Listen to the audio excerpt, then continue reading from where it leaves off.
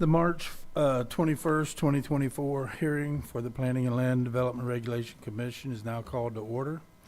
And if I could please have you silence any audible devices that you may have, and if I could get you to join me for the Pledge of Allegiance.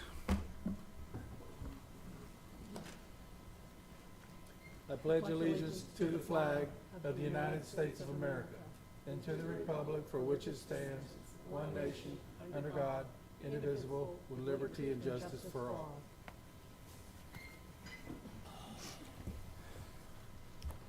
Good morning. I would like to thank everyone for joining us this morning. And Ms. Tucker, could I please have the roll call, please? Hi, good morning. Member Craig? Member Bender is absent. Member Shelley? Here. Member Costa? Here. Member Patterson? Here. Member Sixma? Here. And Chair Mills. Here. Thank you, Ms. Tucker. We do have minutes from the February 15th, 2024 meeting. Is there any discussion on the minutes? I'll move to approve. Okay, I do have one comment on it. It's showing here that Mr. Patterson was absent, and he wasn't absent, he was just late, if you can make that correction. Ms. Shelley, you want to? It I'll says add that that on to my mine. motion. Shows late. Mine says late on my minutes. Yeah. Well, I'm looking down here, it says members Bender and Patterson were absent It just says Bender down absent below. and Patterson late. during the roll call. Up See here it down says there it. where it says that? Oh, Yep, that needs to be corrected. Okay. Okay? Line 40. Yeah. Okay. You want to amend your motion? yes, I'll amend to- my motion to include that, to note Second that, that, excuse me. Yep, I'm good with it. Okay, I've got a motion to approve the February 15th, 2024 minutes from Ms. Shelley and a second from Mr. Sixma with the amendment of line 40 in the minutes to make Mr. Patterson late, not absent. Any discussion on the motion? All those in favor signify by saying aye. Aye. Any opposed? Motion carries unanimously. Okay. If anyone would like to speak for or against any of the cases being heard today, if I could get you to please fill out a form in the back of the dais here and give it to Ms. Tucker to my extreme left here. And we will be limiting you to a 3-minute time limit. And after the comments have been heard, I will give the applicant an opportunity to address any concerns the speakers have and answer any questions the commissioners may have. And at this time, I'd like to turn it over to Mr. Soria for legal comments. Thank you, Mr. Chair, and this is for members of the public and for applicants, that decisions by this body on special exception cases and cases which rezone real property from one classification to another pursuant to the zoning ordinance are recommendations only to the county council, and they do not constitute a final hearing. New evidence may be presented at the county council public hearing. Decisions on variances made by this body constitute final action, subject to an appeal to county council. And what that means is that no new evidence may be presented at the time of the county council public hearing on the appeal. An aggrieved party that appeals such a decision is confined to the record made before this body. Hearings by this body on rezonings, special exceptions, and variances are quasi-judicial in nature, meaning that this body is acting more like a court and must take into account all oral, written, or demonstrative evidence presented. Their decisions on these cases must be based on competent substantial evidence in the record, and competent substantial evidence has been defined as that evidence a reasonable mind would accept to support a conclusion. Thank you, Mr. Chair. Thank you, Mrs. Soria. And while on legal comments, I would like to ask the commission to disclose for the record any ex parte communications that have occurred before or during the public hearing at which a vote is to be taken on any quasi-judicial matter. And I'll start with my immediate right with Ms. Craig. And I have none. Ms. Shelley? None. None. Costa? Mr. Patterson? None. And I have none. Okay, it looks like we have an item to be withdrawn. Is that going to be withdrawn or continued, Ms. Smith? It will be continued, V24025, CJJ Masters, did not meet due public notice, and so we're asking to continue it till April 18th. Okay. Okay, I'll make a motion for continuance, case V24025 be continued till April 18th meeting. Second. I got a motion from Mr. Sixma to continue V 24025 to our April 18th, 2024 meeting, and a second from Ms. Shelley. Any discussion on the motion? All those in favor signify by saying aye. Aye. Any opposed? Motion carries unanimously. Okay, it looks like we do not have any unfinished old business, so we're going to move right into our new business. And if I could get Ms. Shelley to read the first case in, please. Yes, sir. Case number V-24-016, variances to the accessory dwelling unit ADU requirements on a forestry resource, FR resource corridor, RC, and prime agriculture A1 zoned property. Thank you, Ms. Shelley. Mr. Hanson, this one's yours. Good morning, Michael Hanson, Planning Development Services. This particular variance application has two requests. The overall property is approximately 35 acres in size, and we're looking at an ADU as far potential addition as an ADU to the property that exceeds the limit of 50% of the living space of the principal dwelling.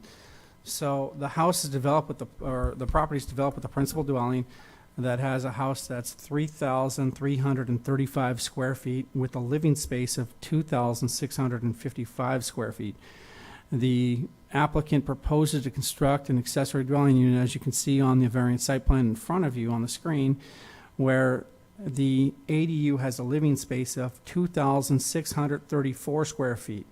Now, the overall footprint of the ADU is 4,840 square feet in size. That includes a 1,028 square foot garage, an 890 square foot lanai, and a 288 square foot garden walkway. That ends up having a percentage of 99.2% of the living space of the principal dwelling. That's variance 1. Variance 2 relates to the height of the proposed ADU. So the county, when looking at maximum height for any kind of roof structure that's pitched, uses a mean roof height. So the maximum accessory dwelling or maximum accessory structure roof height allowed is 25 feet by right. The request on this one is 29.75 feet, which exceeds the allowing roof height by 4.75 feet. When evaluating the particular case, although if the structure was put on as an addition to the house, it would not require any of the variances. However, because there's a kitchen in the addition and it's not connected directly to the house, that's why we're looking at variances in an accessory dwelling unit in this case. Regarding the variance requests, staff does have recommendations of denial on both variance requests, noting that they fell 4 of the 5 criteria. I'm available for any questions the board may have. Thank you, Mr. Hanson. Any questions for staff? Hearing none, is the applicant present? You want to come forward, sir?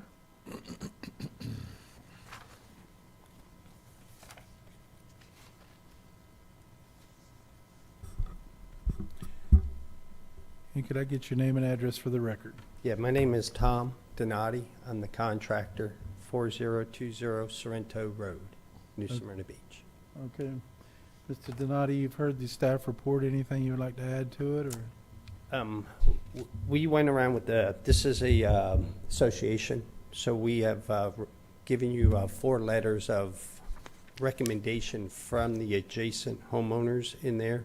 This piece of property is very large. It's 35 acres. None of the adjacent properties have an issue with them putting this addition on. And if you have any questions, I'll be more than happy. I don't see any reason why it should not be approved. It's just,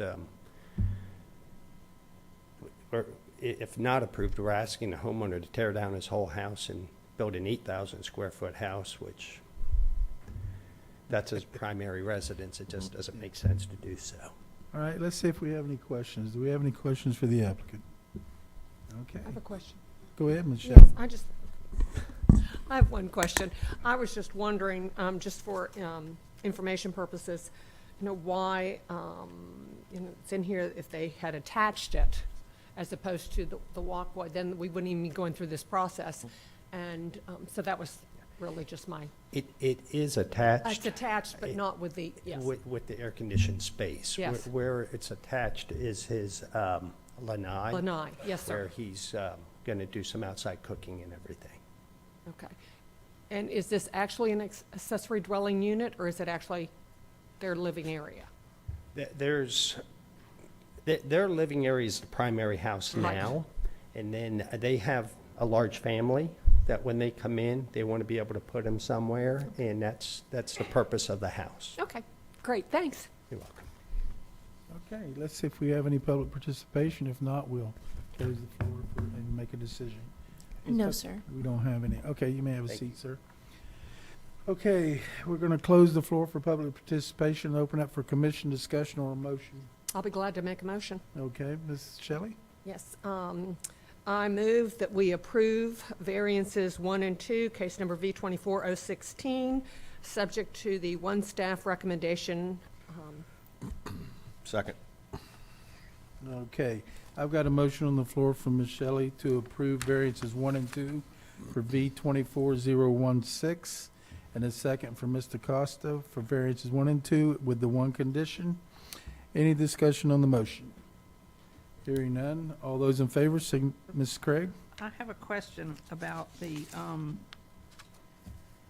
it says environmental impact assessment may be required during permitting. At what point does that, does that become a solid, Mr. Hanson? Yes, so because the property has our natural resource management area on portions of the property, environmental permitting would typically require an environmental impact assessment and during the development of the property. So this is an addition, so they use the language of may. So during the building permitting process, they'd make that determination. Okay, any other questions or discussion? Okay, all those in favor signify by saying aye. Aye. Any opposed? Motion carries unanimously. Okay, Ms. Shelley, could I get the next case, please? Case number V-24-020, a variance to the maximum fence height on urban single-family residential R4 zoned property. Thank you, Ms. Shelley, and this is Ms. Ray. Good morning, Kristen Ray. So the applicant is seeking a variance to allow an existing 6-foot block column fence within the front yard to resolve a code violation. In January of 2024, staff discovered the 6-foot block column fence being constructed without a building permit, and that's when the code violation was issued. Staff's recommendation for the variance request is denial, as the single-family residence sits approximately 166 feet away from the south front yard property line, so there is sufficient enough space to move the 6-foot fence to meet that 25-foot front yard setback. However, should the PLDRC find that the applicant has provided competent substantial evidence, 2 conditions have been provided for consideration, and I'm available for questions. Thank you, Ms. Ray. Any questions for staff? Ms. Ray, if we were to approve this variance, would it be what is actually there now, or could they actually put in a complete blockage of a 6-foot fence across? They would be able to finish the construction of the 6-foot fence. So they'd be able to raise where you would not be able to see through the whole 6 foot on the property rather than I think it's metal between the pillars now. But I think you answered my question. They could put any 6-foot fence they wanted to in that area. Okay. Yeah, sorry. All right. Is the applicant present? Do you want to come forward, please?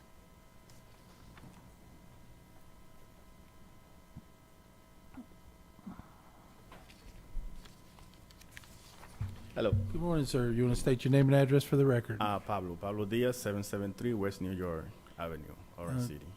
Okay, you've heard the staff report. Anything you'd like to add to that? Well, yeah, like you said, you was asking her if it's gonna be it's gonna be aluminum fence between the columns, and just, regular 6-foot block columns that we're doing, Okay. and it's already, it's already built, so hopefully it's approved, so we don't have to take it down. Okay. All right. Any questions for the applicant? Yeah, I just want to make sure I understood the intent. So between the columns is going what?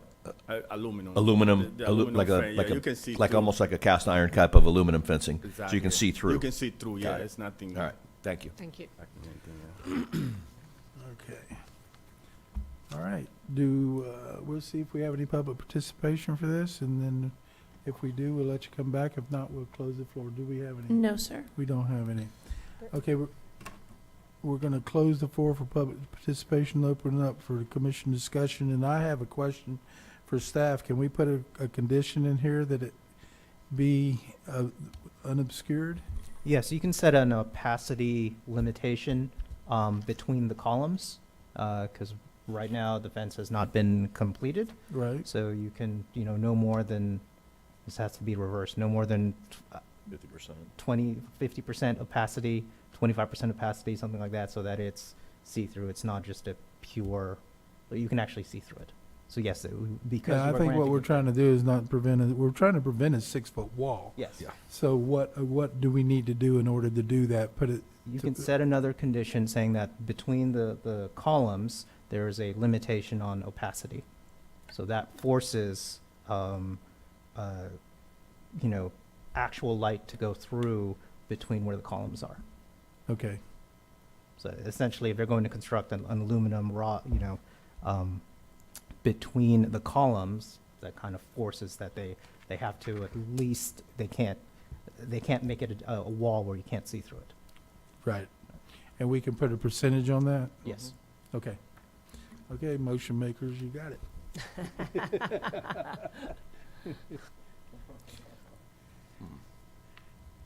How you want to word it? Or if you want to word it at all, I mean, that's totally up to you guys. Or deny it. All right, I'll make a motion on case V 24-020, that we approve the variance. Is there any staff recommended conditions on this? Approve the variance with a note, the opacity not to exceed 50% in between the columns. And There are two recommendations. and with the two staff recommendations. Staff recommendations, yeah. All right, I'll second that one. Would you state your, about between the columns? Between the columns, 50% not to exceed 50% Yeah, Great, so okay, you still thank see you. through them. Yep, just didn't get the number. Thank you. Second? Yep. Okay, I've got a motion on the floor to approve variance V 24020 with the two staff recommended conditions, with the addition to include that the unobstructed area between the columns not to exceed 50%. And from Mr. Costa, and a second from Ms. Shelley. Any discussion on the motion? All those in favor signify by saying aye. Aye. Any opposed? Motion carries unanimously. Okay. Ms. Shelley, could I get the next case, please? Case number V-24-022, variance to the minimum yard requirements on urban two-family residential R6 zoned property. Thank you, Ms. Shelley. This is Mr. Hanson. Good morning once again, Michael Hanson, Planning Development Services. This particular variance request is to legitimize the location of an existing two-family dwelling. The structure was built and permitted back in 1981. However, in our R6 zoning classification requires side yards of 10 feet. It meets that requirement on the north side. However, on the south side, it's setback at 8.8 feet. So we're looking at a request to reduce that required yard to match the existing structure that's been there since 1981. In review of the application, staff has a recommendation denial, noting that it fails one of the 5 criteria. Now, the main purpose of the variance request is by the applicant because they want to be able to essentially subdivide the property into 2 parcels, as you can see on the variance site plan with proposed parcel A and B. That's typically allowed under the R6 zoning classification and is common in the surrounding neighborhood. That way they can sell the parcels independently of each other. Overall, the staff does have, like I said, a recommendation now. We do have one condition noting that it's limited to the size and location of the existing 2-family residence as shown on the variance site plan. I'm available for any questions that you may have. Thank you, Mr. Hanson. Any questions for staff? Is the applicant present? Would you like to come forward, please?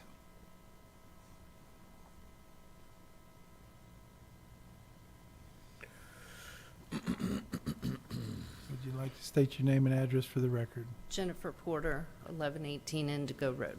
Okay, you've heard the staff report. Is there anything you'd like to add to that? No, I think the request Okay. is pretty straightforward. Okay, let's see if the commission has any questions for you. Anyone like to speak, have any questions? Yes, I have a question, Chair. Mr. Costa. I just want to clarify something that I'm looking at here. This is being split into 2 separate units, 2 separate parcels. The parcel A is a single-family dwelling, Yes. correct? And then parcel B, if there's a note on here, it says 1-story duplex. Is that a duplex or a single-family dwelling as well? It's a single-family dwelling. Okay, all right, just wanted to clarify that. Thank you. Okay. Okay, we do not have any public participation for this floor, so we're going to close the floor for public participation, open up for commission discussion or a motion. I have a quick question. Yes, Ms. Shelley. Probably very basic, but just for clarification, for myself, it says she's planning to sell each unit and independent of each other in the lot. Will she have to come back in here or back to y'all to have those properties divided before she sells them? To actually make them 2 separate? So, yes, so if the PLDRC finds it to approve the variance request to allow the reduction of the yard requirement, she'll have to work with our land development activity to go through the subdivision of the property. Okay, I just wanted to, thank you. Okay. And I do have one question for Mr. Hanson. Mr. Hanson, lot size in that neighborhood there, what is the traditional lot size there?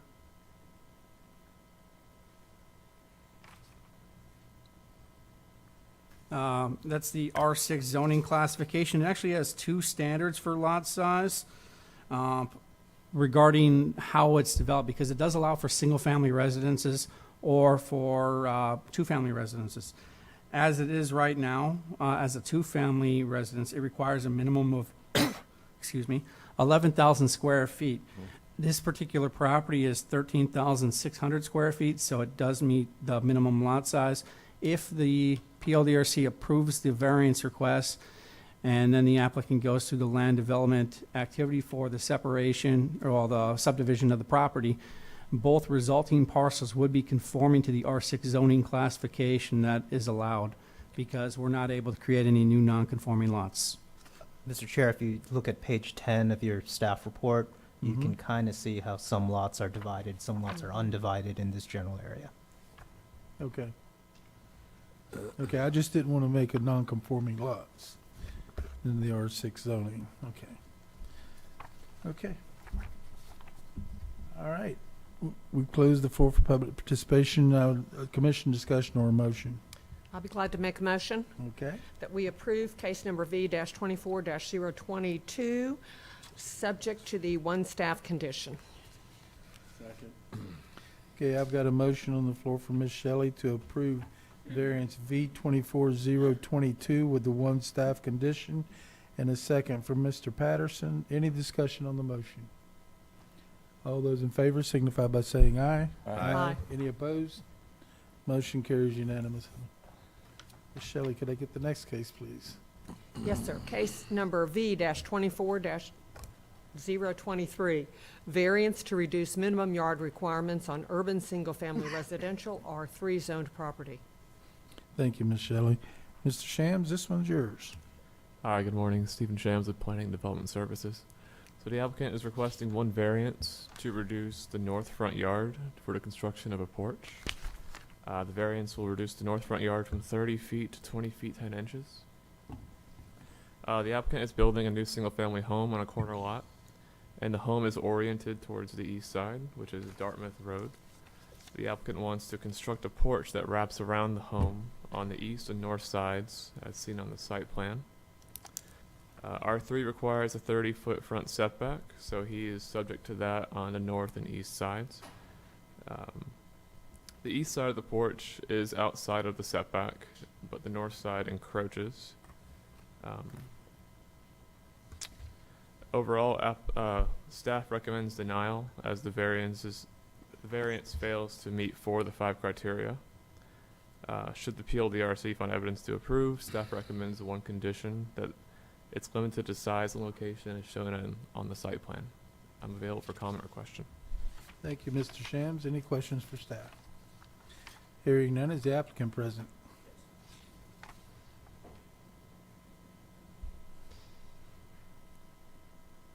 Good morning, sir. Could I get your name and address for the Mitchell record? Schulman, and 2327 Mulberry Drive, Winter Park, Florida. Okay, you've heard the staff report. Is there anything you'd like to add to that? Well, since it's a corner lot, there are 2 front yards. There's a front yard on Dartmouth and a front yard on Stratford. I'm not asking for the entire 9.5 feet or 9-foot one on the north side, only 18 feet of it. You notice that the porch only wraps around the front corner, not down the full side of the property. It's a circular porch reminiscent of many of the historic homes in the land, and we designed it after that, so. All right, sir. Any questions for the applicant? No. All right, we'll see if we have any public participation. If we do, I'll let you come back. If not, we're going to close the floor for public participation and open up for commission discussion. I'll take a motion or any discussion on the variance.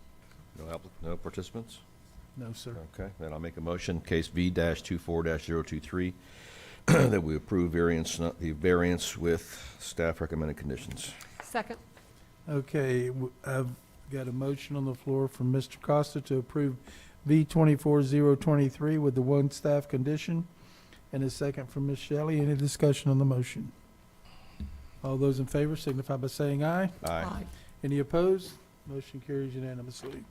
Ms. Shelley, could I get the next case, please? Yes, sir. Case number V-24-024, variances to the minimum yard requirements and accessory dwelling unit regulations on rural agriculture zoned property. Thank you, Ms. Shelley. Mr. Hanson, it's yours. Good morning once again, Michael Hanson, Planning and Development Services. You might remember this particular property because it received a variance to separate non-conforming lots back at the October 19th, 2023 PLDRC hearing. The applicants previously combined 7 lots to create the parcel in its current configuration. It is non-conforming to the A2 zoning classification. However, the applicants are now seeking to develop the property. Their intent is to create essentially a barn-dominium on the west side of the property that you can see over by variance 6 and 7. And they plan to live in that barn-dominium, which is going to be listed it's listed in the staff report as an ADU. However, the structure on the south side of the property, where it juts down to the south, is their proposed residence. So they plan to live in the ADU until such time that the residence is completed, then go through a change of use to redesignate the house as the principal, and then that way the ADU or the barn-dominium is listed as the ADU.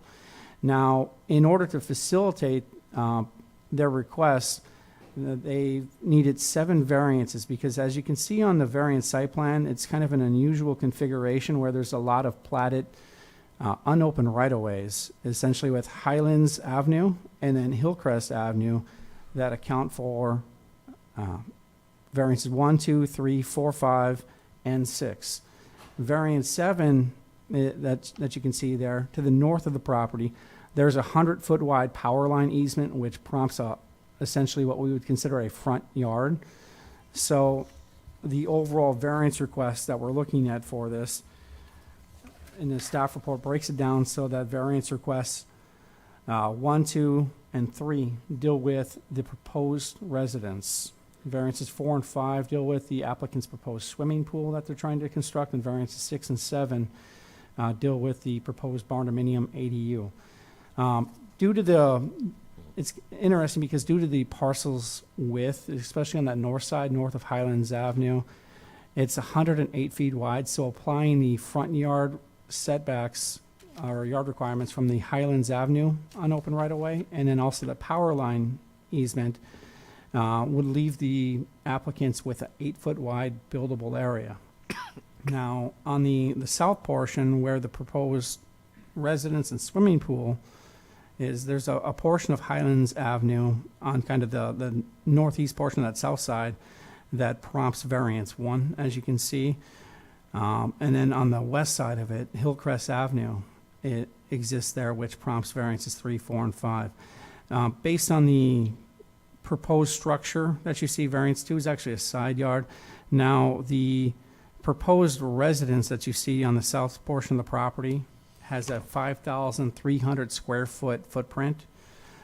In evaluation of variances 1 through 3 for the house, we had a recommendation of denial on it, noting that they fell 2 of the 5 criteria.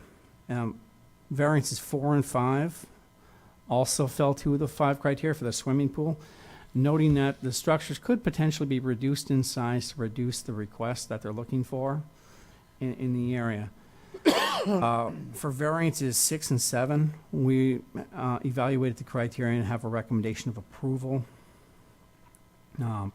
Otherwise, we did have conditions on there, 3 conditions related to variances 1 through 3 for the residents, 4 and 5, and 6 and 7, essentially limiting the variances to the size and location of those structures. I am available for any question that you may have. Thank you, Mr. Hanson. Any questions for staff? Mr. Costa? I just want a quick question here. So we're building the barndominium first as your primary residence. That's and correct. is there a timeline to build the actual primary residence, the second structure? Or is that open-ended? Currently, that's open-ended. Essentially, when they go through with this, the barndominium would be permitted as a single-family residence. However, with variance applications, we give them a year to make use of the variance, so that would essentially put a timeline on them. Okay, so all right, so the variances do have an expiration date after all? That's correct. Okay, all right, thank you. Any other questions for staff? Is the applicant present? Can I get you to come forward, please? You get your name and address for the record. Ashley Giampietro, 1320 Braddock Road, Deltona. Okay, you've heard the staff report. Is there anything you'd like to add to that? No. No? Any questions for the applicant? Okay, do we have any public participation? Okay, thank you. All right, we're going to close the floor for public participation and open up for commission discussion or a motion.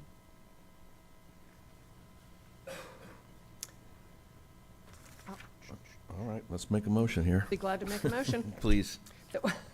That we approve case number V-24-024, subject variances to the minimum yard requirements with What? the 3 staff recommended conditions. All 6 variances, correct? Yes, sir.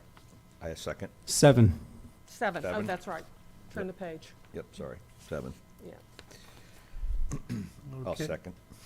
Okay, I've got a motion on the floor to approve the 7 variances for V-24-024 from Ms. Shelley and a second from Mr. Costa with the 3 conditions of staff. Any discussion on the motion? Ms. Craig? I'm a little concerned about this variance 4 and 5 because it's such an odd-shaped property, and I just, I'm not real fond of this idea of a giant pool there on the, right along the street like that. And I wonder if there's any concern for that as an issue. Okay. So from the 50 feet to the 16 feet, is that what you're looking at? Yes, that's right.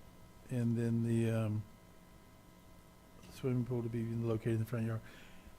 This is one of those situations where you've got, is it two front yards? Two front yards, yeah. Yeah, two front yards, and I think that was in line with what the reason for the request. I will say that if this was the zoning requires this much setback, because if it was a residential zoning, what would be the setbacks, Mr. Hanson?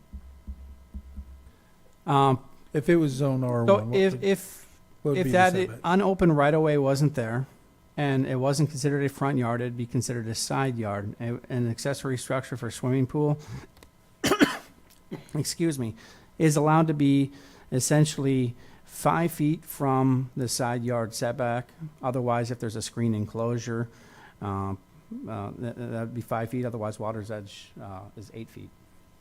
So Hillcrest too is not it's just a right of way there. It's not a developed street. Is that That's correct. This whole area was platted back in approximately 1925. So Highlands Avenue, Hillcrest Avenue are unopened right-of-ways. The applicants actually did get a portion of Highlands Avenue vacated, which allowed them to combine the 7 parcels that they had so that they weren't bifurcated by that unopened right-of-way. Okay. Does that help you out, Ms. Craig? Yes, thank you. Okay. All right, we have a motion on the floor, and we also have a second for the 7 variances with this 3 conditions from staff. Any other discussion on the motion? All those in favor signify by saying aye. Aye. Any opposed? Motion carries unanimously. Okay, Ms.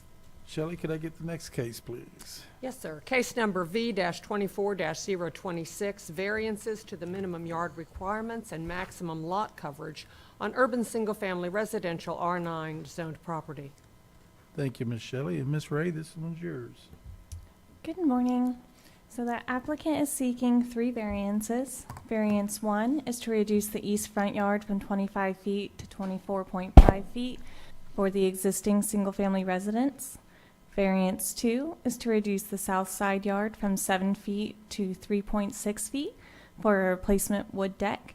And variance 3 is to increase the maximum lot coverage from 35% to 42.89%. The property has a total lot area of 7,749 square feet. That includes its extension into the water. However, the actual buildable area of the property is only 6,117 square feet. The residence and the existing wood deck were built and permitted in 1988. Staff's recommendation for variances 1 through 3 are for denial. However, should the PLDRC find that the applicant has provided competent substantial evidence, 1 condition has been provided for your consideration. I will also add that 6 letters of support were submitted, including 1 from the neighbor to the south that would be the most affected by the by variance 2. And I'm available for questions. Thank you, Ms. Ray. Any questions for Question. staff? Mr. Costa? You said this was permitted in 88 and built? Yes, sir. Was there variances required in 88? Not that I found. Not at that time? Okay. So we're just replacing an existing deck that's been built, permitted in 88, and they're tearing it down and putting a new deck in its place? Correct. Not expanding the footprint, just Correct. replacing as is? Correct. All right, thank you. Okay. Is the applicant present? Could I get your name and address for the record, please? Yes, good morning. I'm Julie Holmes. I'm the applicant, and my address is 2915 Elizabeth Avenue, Orlando, Florida, 32804. I have read the staff report, and I'm actually a professional engineer, so I understand all the issues.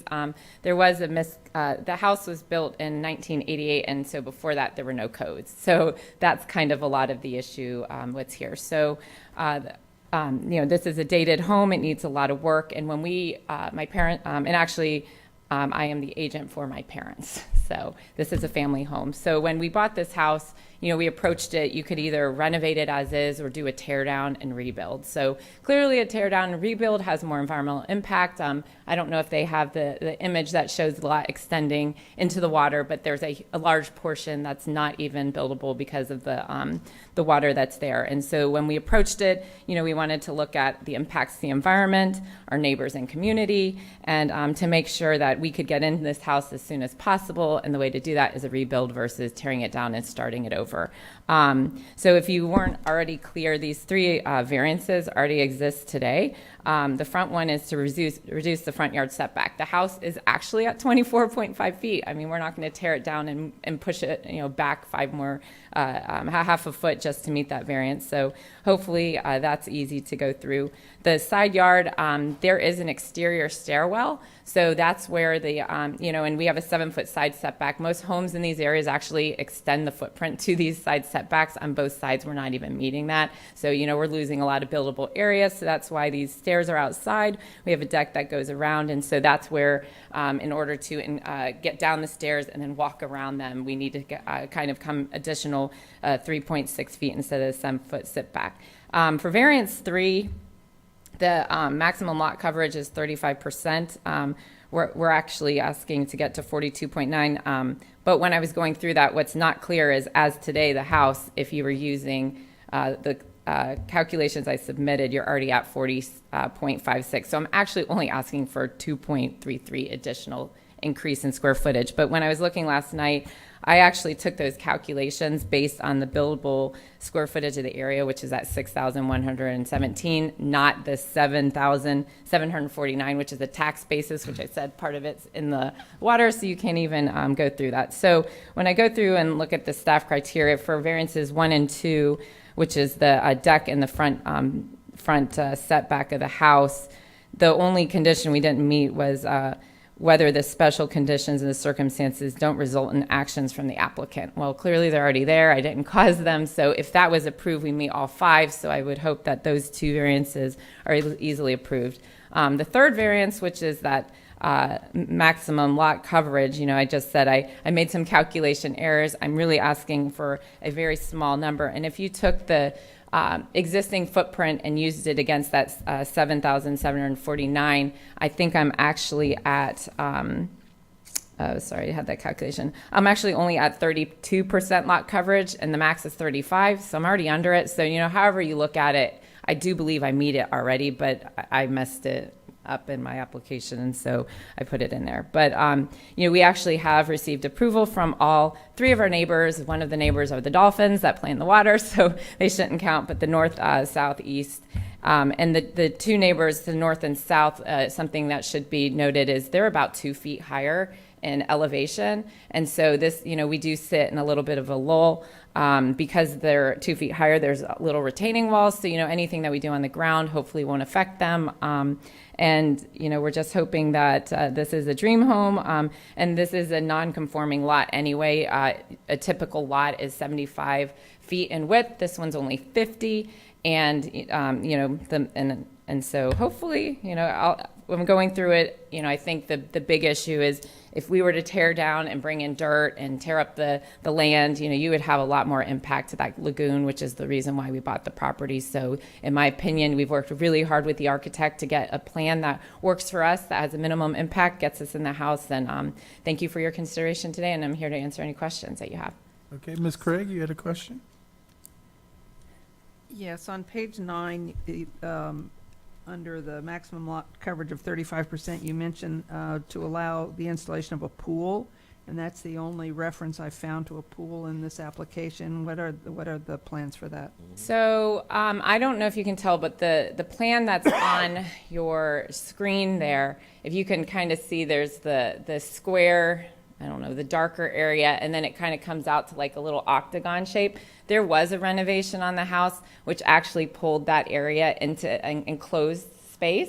So you kind of have the edge of the house and those sliding glass doors open, and then there's an extension. We are actually taking down that extra renovation and making it outdoor space because that's what makes this property so well. So when we pull that in, we're putting a pool in part of that area. So I don't believe any of these issues request for the variance because that area that's concrete now, I'm just going to put a pool in some of that area. So I will have to deal with that when we go and submit the building plans. But the lot coverage really, I mean, when you look at the lot coverage, it's only increasing that 2% or 1% versus what square footage you use it on. So I'm not really changing the square footage. Whether I put a pool there or not, that really shouldn't matter in this hearing here, but that's something that I'm going to have to get permitted through the building department. Is that an above-ground pool or an in-ground pool? It's going to be in-ground, but there is going to, we're being very creative, and so it will be, you know, it'll have side areas and it will have elevation. So, I mean, technically it's in-ground, but there will be areas that will be shown above ground. Okay, It's going to be unique. This is going to be a great property if I can get it approved. Well, I'm concerned about the water area, the waterfront area, and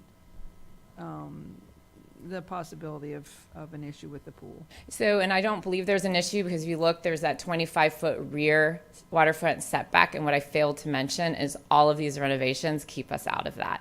So I think in the past, there have been people that encroach into that area, and we are not encroaching into that area in any way.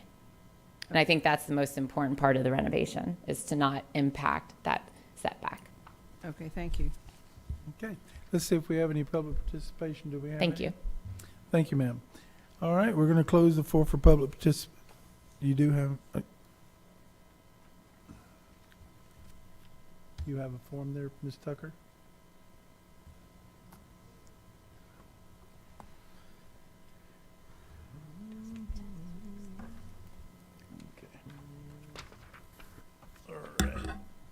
Yes, sir. Can I get your name and address for the record? Yes, my name is Paul Holmes, and my current address is 5807 Round Lake Road, Apopka, Florida. Okay. Appreciate it. Good morning, everybody. I just want to kind of reiterate, I don't want to beat a dead horse, but we spent a lot of money in planning to try to get to this point where we could work within the confines of the existing envelope of the building and the lot conditions, and this is a dream home for my wife and I, and we're trying to get to the point that we can, get this thing completed. We've spent, right to date, in excess of $15,000 studying, trying to make it work, and trying to avoid a complete demolition. That's the only alternative to do that, and if we did a complete demolition, we'd be able to incorporate an interior stairwell, which is a huge negative right now in the house that exists. And that's one of the variance requests, is to be able to, it's not ideal, but we can make that work. We definitely, the pool is just going to be a tiny little plunge pool. So when you're out in the water and you come in and it's hot as heck, you want to just jump into something and cool down. That's an important criteria for us. If we tore it down, we could fit it in differently, but I just don't see the value in going through that extra expensive, tearing down something that's workable, not ideal, but workable. The internal stairwell would make it so much better. Our lot elevation could be raised if we did a demolition, because right now we're in a well. We got two houses up here and we're down here. The water kind of filters through our property and goes out via our property into the lagoon off the street and overflow situations. We're willing to live with that. The pool elevation is going to be much higher. That's why it's an in-ground pool, but it's going to be raised to be able to conform with the existing floor level, which is still, quite a bit lower than the water level in the lagoon. So if we ever had a flood event, the water would not, from the lagoon, would not get into the pool, nor would the pool water get out into the lagoon. So just asking your consideration for our requests, I think, are totally reasonable, and we personally just want to avoid a complete demo and rebuild. All right, sir. Thank you. Okay, do we have anyone else? Okay, we're going to close the floor for public participation and open up for commission discussion or a motion. The pool would have to go through a site plan anyway, right, or not? For the permitting. And that way they could address that if there's any problem whatsoever. Well, what is there now, you've got an existing,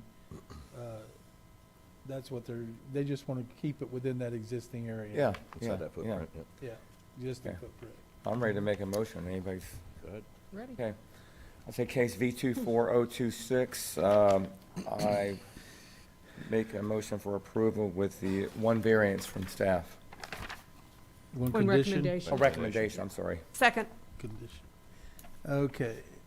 I've got a motion from Mr. Sixma on variance B 24026 for variances 1, 2, and 3 with the one staff, is it one staff condition? Yeah, one. One condition from staff. And a second from Ms. Shelley. Any discussion on the motion? All those in favor signify by saying aye. Aye. Any opposed? Motion carries unanimously. Okay, Ms. Shelley, could I get the next one, please? Case number V-24-027, a variance to the accessory dwelling unit ADU regulations on urban single-family residential R4 zoned property. Mr. Hanson, this one's yours. Good morning once again, Michael Hanson, Planning Development Services. This particular variance application is for an accessory dwelling unit. Per our code under section 277, for accessory dwelling units on lots that are 1 acre or less, we require their orientation to be, have the front facade of it face the rearward side of the principal dwelling. So that's what the variance request that you have in front of you is for. As you can see on this variance site plan, the property is developed with a 3-story residence over on the west side. That portion to the property over on the east side is where the proposed accessory dwelling unit is going to go. The applicants, or applicant on the project, their clients went through a lot combination combining 2 underlying lots that were developed for single-family residences in 2 different subdivisions, the Coquina Key subdivisions, which are cluster subdivisions. Each individual lot meets the requirements of those zoning classification under a cluster subdivision section of our code. Now, the particular size of the structure, as I mentioned, is 3 stories. The 3-story house is 4,740 square feet as far as its square footage, but it has 3,522 square feet of conditioned living space. The proposed accessory dwelling unit is 2 stories in height and has a footprint of 2,167.9 square feet. Under our zoning code for accessory dwelling units, we limit the maximum size of an accessory dwelling unit at 1,200 square feet. The plans on this one bring it to 1,199.5 square feet. So it's right under that requirement of potentially needing a variance for size, because it's still tied to that 50% ratio of the principal living area. So it is within that area. That ends up being 34%. In the middle of this site plan, as you can see, it might be a little tough. These 2 lots are actually separated by a existing concrete wall. In our ADU regulations, we have restrictions in there that require the property not to essentially have the appearance of being subdivided into 2 individual lots if an ADU were to be created in that location. So we do have a condition if the PLDRC approves a variance request for the removal of that wall, so that way it doesn't have the appearance of these 2 particular lots. Also on the site plan, you see the proposed accessory dwelling unit has driveway access to Islamorada Drive. Normally, an accessory dwelling unit is supposed to use shared common access as the principal dwelling unit would do. However, there's provisions in the section of code for accessory dwelling units that allow for an administrative waiver to be granted to allow an ADU to ultimately use a secondary driveway frontage, and that applies due to the fact that this is considered a through lot after the lot combination. On the overall site plan, it would be difficult for the applicants to use the existing driveway to access due to the configuration of the existing property with the three-story home and their swimming pool. So we have a condition on the variance application, should it be approved, that it will be administratively waived to allow the applicant to access the ADU from Islamorada Drive. The application did receive a number of public participation. We received a letter of support signed by 17 individuals from the surrounding homeowners association. We did receive 2 letters of opposition to the request. Overall, staff does have a recommendation of denial, noting that the application meets 0 of the 5 criteria for granting said variance. Noting that the underlying lots were platted and designed for single-family residences, and the variance request would not be necessary in the event for the applicant to subdivide the property back into the 2 conforming parcels that they were previously, and then they'd be able to develop their proposed residence, or, well, the proposed ADU as a principal residence without need of variance or the conditions. As it is with request for the ADU, staff does have ultimately 6 conditions on the variance application, noting the first is that it's limited to the size, location of the ADU as on the variance site plan. The second is a demolition permit for that concrete wall that separates the 2 lots. A third is for a use permit for essentially getting driveway access off of Islamorada Drive. The fourth is for the lot containing the accessory unit shall not be subdivided to separate the accessory dwelling unit from the principal detached single-family dwelling. Per our code, it's set up like that for accessory dwelling units. That way someone doesn't develop an accessory dwelling unit and then come in years later and try and subdivide the property and sell it off as a principal residence. The next condition is that the ADU cannot be sold separately from the principal detached. That ties into the previous condition. And the last condition that we have is pending the approval of the variance, an administrative waiver for that access off of Islamorada would be granted for that driveway. I'm available for any questions the board may have. Ms. Craig, you had a question? I'm sorry, Ms. Craig, your mic's not on. Thank you. Thank you. I have a question about your recommendation number 4, suggesting not subdividing the units. Is there any reason to leave this as one lot rather than go ahead and subdivide, and wouldn't that eliminate the requirement of the size of the building itself?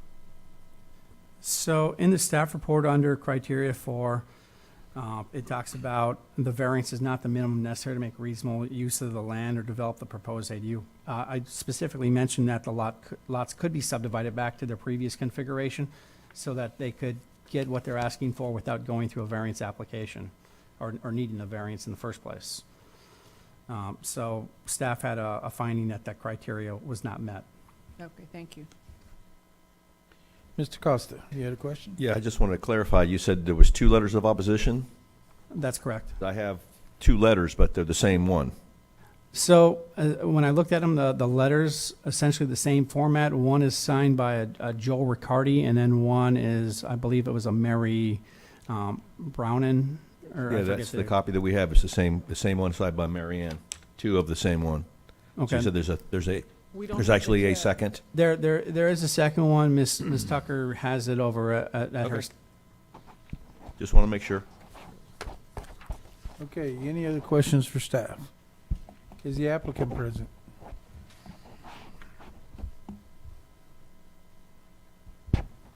Good morning. Good morning, your everyone. name For and the address for record, the Nico record. Saney with the law firm of Cobb Cole, 231 North Woodland Boulevard in DeLand. So this is an interesting one. I'll tell you that. It's interesting because typically when you're combining property or you have one property, we talk about corner lots, but we don't talk about lots that have right-of-ways on either side. So that makes this one fairly peculiar. I do want to start by stating what we're here for. because that seems to get lost in the analysis of the criteria. The only variance we're asking for is to allow an ADU in the quote front yard because of the way the lots are. We're not asking for the size, we're not asking for the height, we're asking for nothing else but to be able to put this ADU behind the principal structure, but still technically the front yard. So I do want to go through the criteria and kind of talk about it. The first criteria is special conditions or circumstances peculiar to the land. So, the last sentence states that the proposed ADU can be built as a separate single-family residence without variances. That's understandable. I think you could say that about every variance ever created, right? You could just not build the pool. You could build a smaller house. You can, buy another lot and not use this lot. You can do various things and not require variance. That's not what we're here for. We're here because we're asking for something. We're asking for an ADU, a commonly enjoyed right in the zoning classification, one that the county recently created and put in their code. We're trying to make it fit on the parcel. So, to me, to say you can just do something else, that's not really the spirit of the variance criteria and the code itself that we have.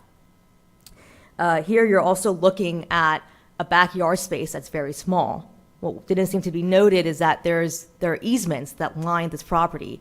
In the back, which is, quote, back, which we're considering the rear yard, technically a front yard, there's a 10-foot drainage and utility easement.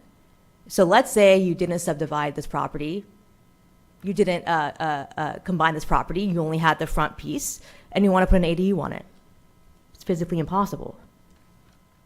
That's why they went through the trouble of purchasing the other lot and combining it to be able to even have space to have an ADU, or we'd be here with a lot more variances.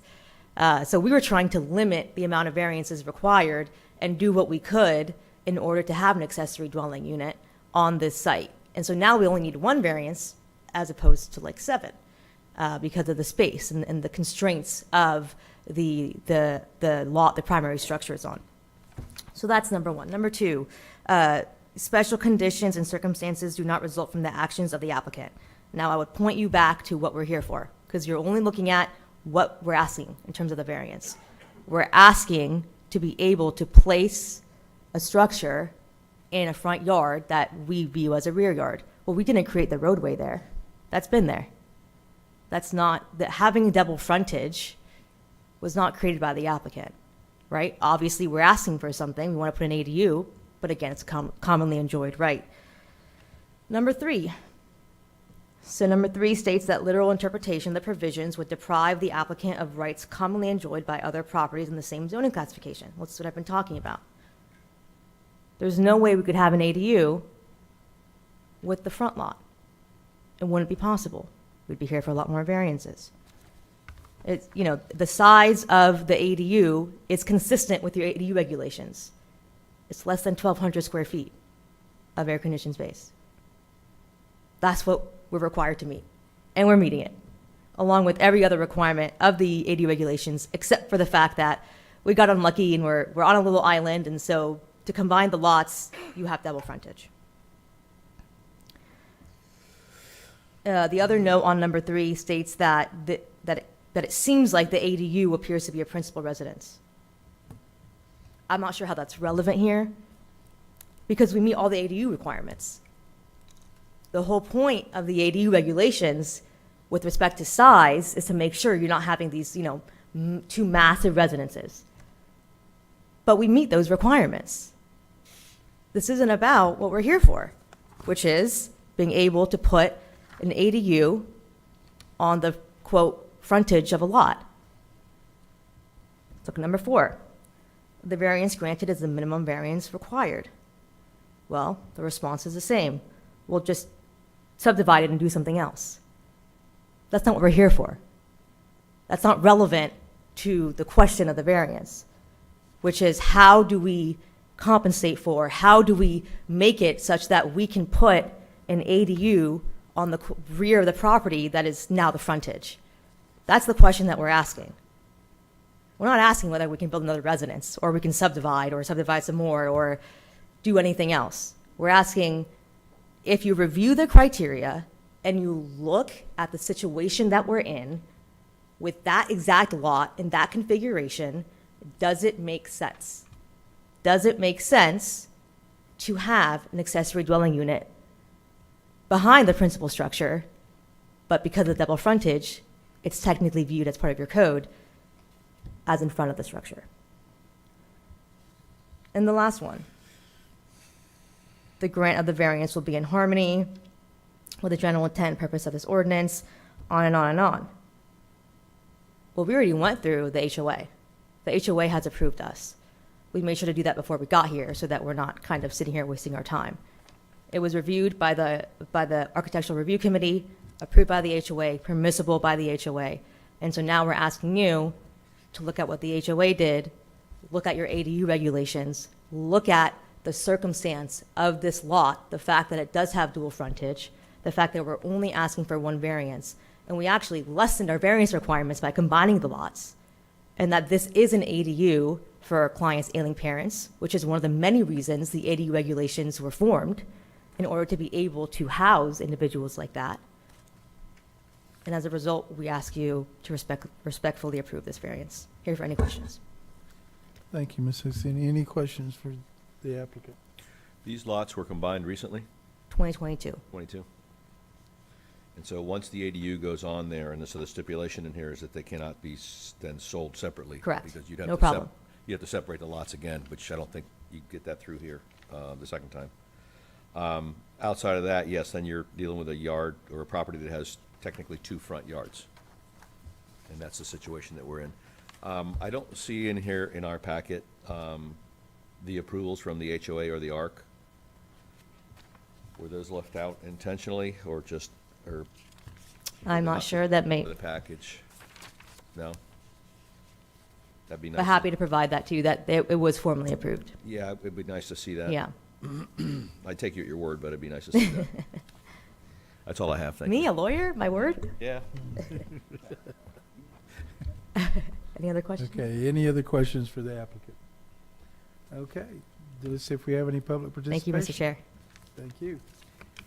We don't have any public participation, so we're going to close the floor for public participation, and open up for commission discussion or a motion. I'll be glad to make a motion. Okay. Good, okay. That we approve case number V-24027, a variance to the ADU regulations on urban single-family residential R4 zoned property, subject to the 6 staff conditions. Second. Mr. Sixman, you seconded that? Yes. Okay. All right, I've got a motion on the floor from Ms. Shelley to approve V-24027 with the 6 staff conditions, and a second from Mr. Sixman. Any discussion on the motion? This this variance comes with 17 letters of approval, an ARC approval, and a HOA or BOD approval as well. Just want to make that point. Mm-hmm. And we are dealing with 2 front yards. Correct. Yep. Okay. All those in favor signify by saying aye. Aye. Any opposed? Motion carries unanimously. Okay, Ms. Shelley, can I get the next case, please? Yes, sir.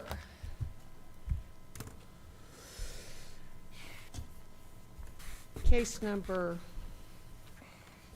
V-24-028, a variance to the minimum yard requirements on urban single-family residential R4 zoned properties. Thank you, Ms. Shelley. Ms. Ray, this one's yours. Good morning again. The applicant is seeking a variance for a proposed 480 square foot metal building. The variance is to reduce the east side yard from 5 feet to 3 feet.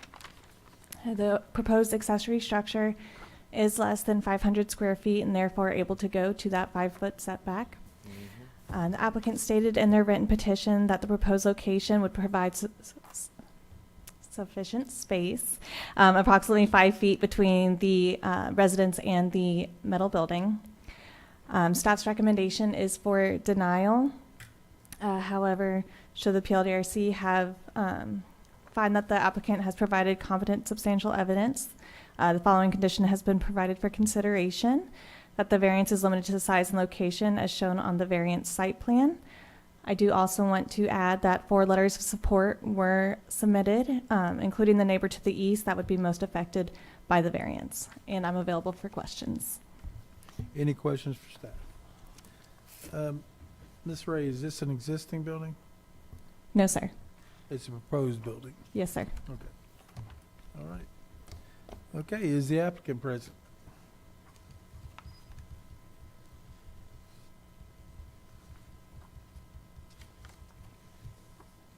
Good morning, sir. Could I get your name and address for the record? William Irvin, 1340 2nd Street, Orange City, Florida. Okay, you've heard the staff report. Anything you'd like to add to that? No, sir, it's just, well, I guess, to meet the 5-foot setback, the building would be within 3 feet of the home. So I'm just trying to move it the other way, an extra 2 feet, so that I have distance in between my home and the building. I did get the 4 letters of recommendation, east, west, and 2 on the north. The one on the south side I went and talked to.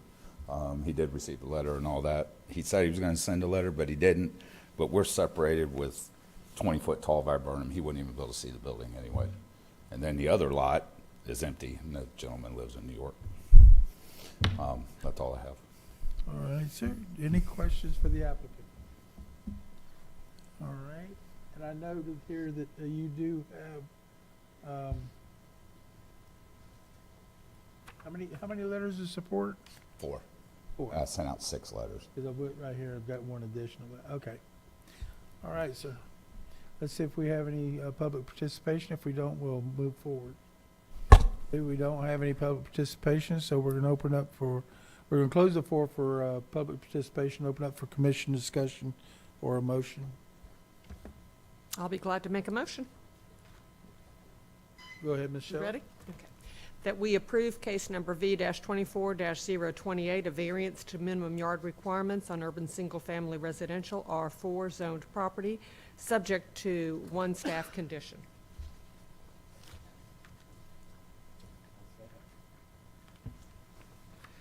I've got a motion on the floor from Ms. Shelley for V-24-028, and with the 1 staff to approve that variance with the 1 staff recommended condition. And a second from Mr. Sixma. Any discussion on the motion?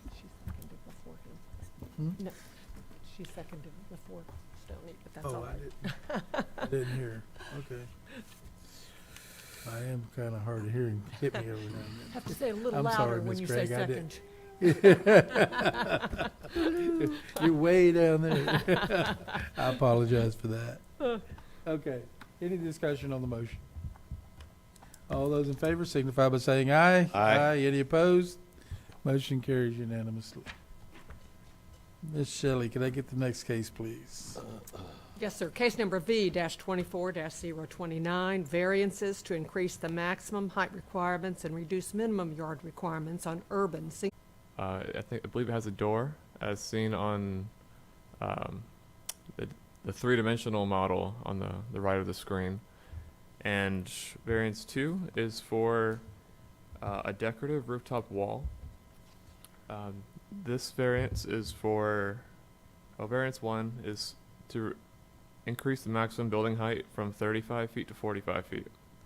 Variance 2 is to increase the building height from 35 feet to 40 feet 8 inches.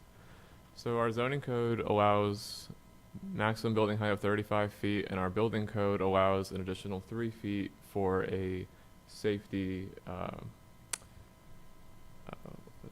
safety railing. Sorry. Variances 3 and 5 are for the south side privacy wall.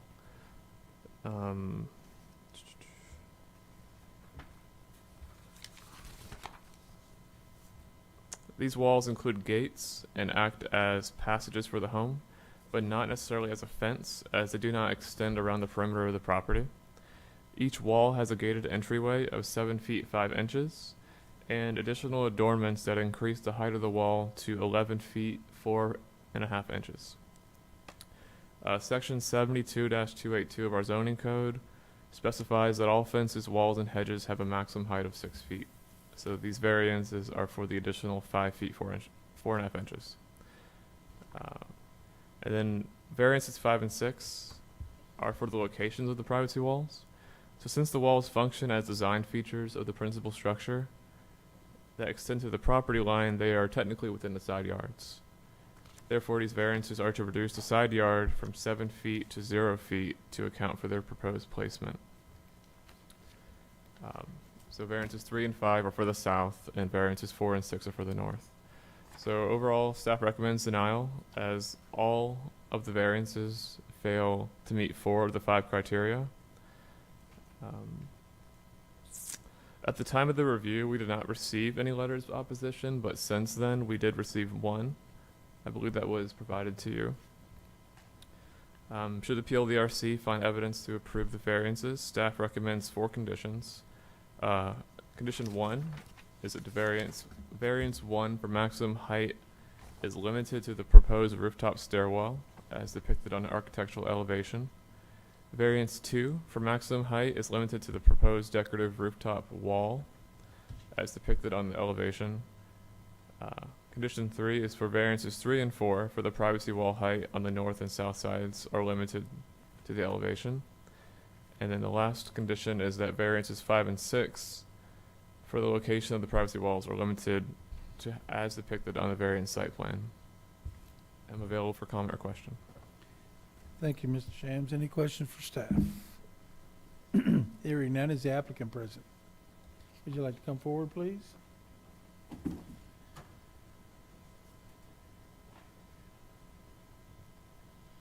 Morning. Good morning, sir. Could I get your name and address for the record? Yeah, my name is Scott Capon. I'm the architect for the project, 603 Front Street, Celebration, Florida. Okay. You've heard the staff report. Anything you'd like to add to that? Yeah, so as far as it comes to the rooftop access, it was our understanding in the designing of it that it would classify as a penthouse, which is defined by the code as an enclosed structure, a structure above the rooftop of the building, that shelters a vertical shaft opening, which is, it's just over the stairs, it's 4 feet wide, the height of which is in the center of the property, which is if we had a sloped roof, the tie point would be in the middle anyway. And there is a section of the code 72-277 that allows for penthouses and other similar accessory structures to be an additional 25 foot above the max building height. So that's kind of where we were in our thought process there with the that rooftop access. As far as the decorative element that is for the variance number 2, it's just that kind of arch piece on the top middle of the elevation that you see there, and a similar one on the back of the house. So it's only about 6 foot wide that gets that height. The design of the home was kind of indicative of the new homes in Alice Beach up in the Panhandle. These white, stucco buildings, and have that nice clean lines, and that was our inspiration for it. And then when it comes to the wing walls of it, they are 8 feet at the property line, but it's just the thickness of the wall, the 8 foot concrete block wall. So that's the minimum of touching of the property line in that 0 foot variance. And I said, and the other reason we wanted the rooftop access is to, because she is across the street from the beach, she wanted to see the ocean, and with the homes across the street, the balcony's lower, we wouldn't really get the view. And we're trying to get a full walkout access to the roof as opposed to like a roof hatch with a weird ladder or something like that that isn't quite as safe for children or elderly family members. Okay. During your design, you're the architect on this, did you take in consideration of the adjoining property owners and the line of sight you're creating as far as obstructing it above 35 feet? So I believe the lot behind is vacant, or if anything, there's a bunch of trees between them and us. The neighbors on each side, I think it wasn't necessarily included. I did submit it in the packet, but we do have this. I don't know if the rendering here that shows that the building on the south side has a rooftop deck as well that is already higher than what we're proposing as far as our rooftop deck. So we're not higher than them, and in many ways, than anything, they get better view into us than we'll have of them. So that was kind of, we didn't think that we were any more obstructive or, I'm trying to think of the other word, to the neighbors as what is existingly there. Okay. All right, any other questions for the applicant? Yeah, I have a question. If I'm reading this correctly, I was looking at this. The walls, the variances 3 and 4, regarding the height of the wall going up to 11 feet, 4.5 inches down the sides of the property? It's just the one singular wall on each side, and that 11 foot is just as it where it touches the house. It kind of Okay, starts it's just in that there, area, and then what is the rest of the wall? So it, as you can see, As it on goes the down the picture- side? Correct. It keeps going down, and then it's 8 foot at the property line. So it is 8, okay, just checking. Thank you. So still a little higher than what's allowed. Perfect, thank you. Okay. Any other questions for the applicant? Ms. Craig? So the privacy wall that you're talking about is basically freestanding, It is attached to the house. but, okay, on the exterior side, it's freestanding, it doesn't Correct. attach Correct. I think to the intention is to have a fence around the rest of the backyard eventually. Does Correct. that create some kind of a problem for fire access?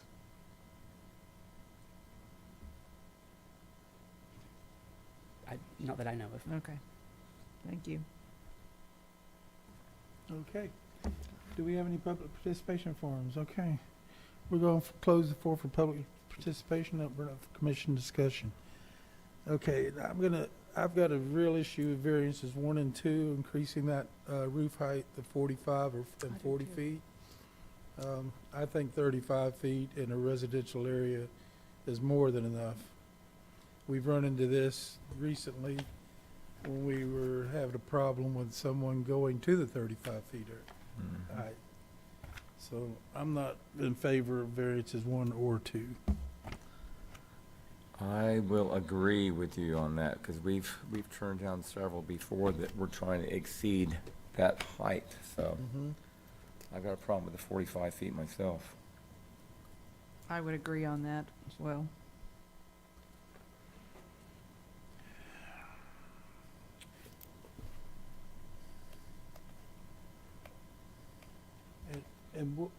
Okay. Yeah. And we're doing a reduce on the north side yard from 7 to 0. So we're closing off that. Is that for that front wall, Mr. Shams? Yes. So variances 5 and 6, which reduce the side yard to 0 feet, it's for that wall. And I think that in the conditions, if you approve that, we limit it to the wall. So it's not going to be Okay, all right, 0 yard everywhere. okay.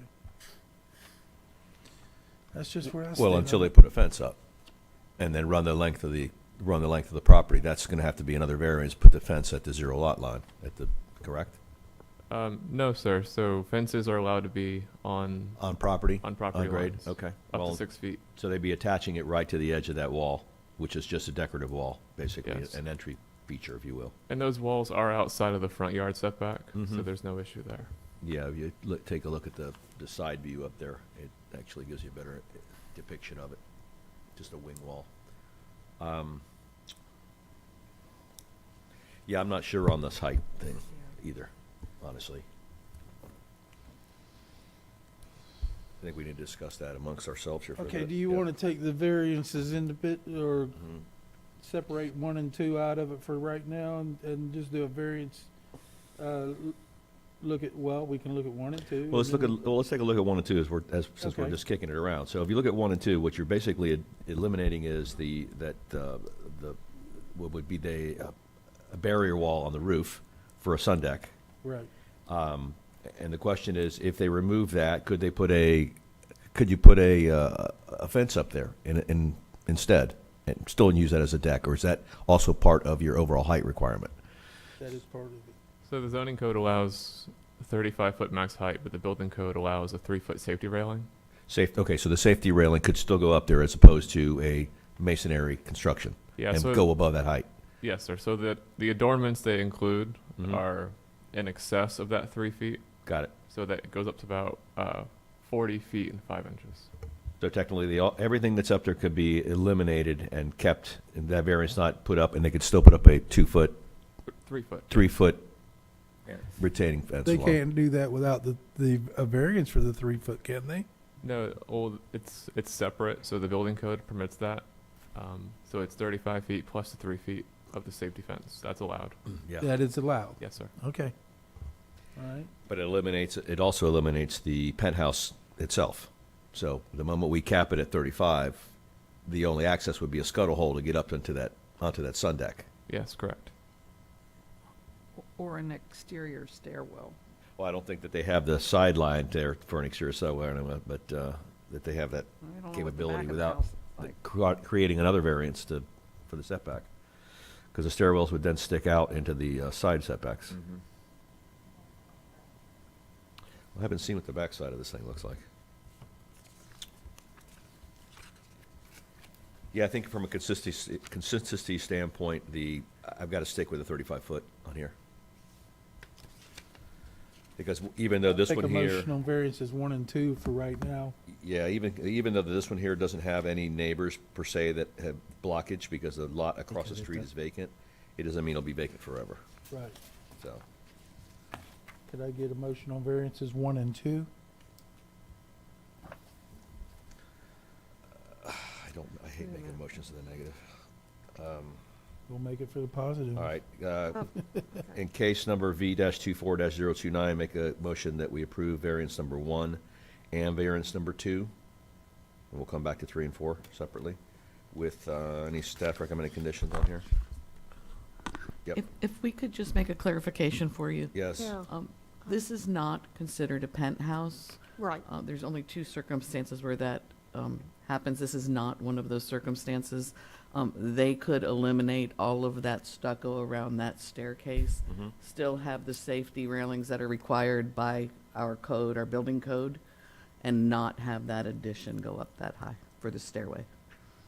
That's, okay, so back to my original question then. So all a decorative stucco and wall that's up there is eliminated. They can still put a safety fence up there and they can still have a staircase coming up to that deck Yes, sir. without variances required. That is correct. Got it. But not And I exceeding might add, 45 though- feet, It though. will excite, yes, it And will. Mrs. Soria can, The railing will I want to clarify the opening to the stairway Yeah. is not considered a penthouse. You know, it doesn't shelter mechanical equipment, and it's not, or sheltering the vertical shaft opening in the roof. It's an opening for a stairway, which is why it is subject to the height limitations rather than, you know, just a shelter for covering of mechanical equipment. okay, Mr. Soria, this is a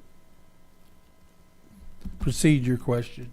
If we get a motion to approve and it fails to get a second, is that an automatic denial? It would be if there were no further motions addressing that issue. My recommendation, if the board or if one of you wants to clarify if that motion fails, is to make a motion for denial of variances 1 and 2. Okay, so We have a record, and then we have that denial based on an affirmative action by the board. okay. Go ahead, Mr. Costa. All right, where was I? Make a motion on case V-24-029, variances 1 and, to approve variances 1 and 2 with the staff recommended conditions. Now we're waiting for a second. Do we have a second on that motion? We don't have a second on the motion, so that motion fails. And I'll entertain a second motion.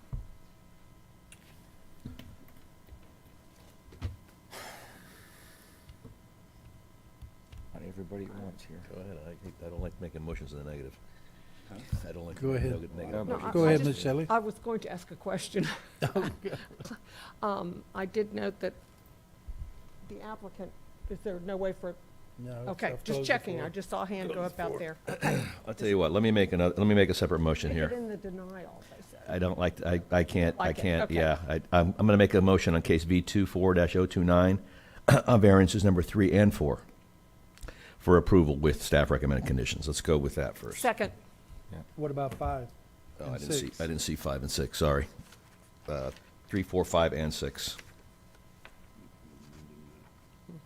Okay. with staff recommended conditions. I'll go ahead and make a second for that.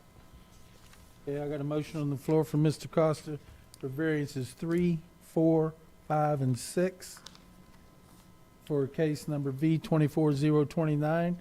And how many conditions are there pertaining to those variances? I believe there's 4. Two.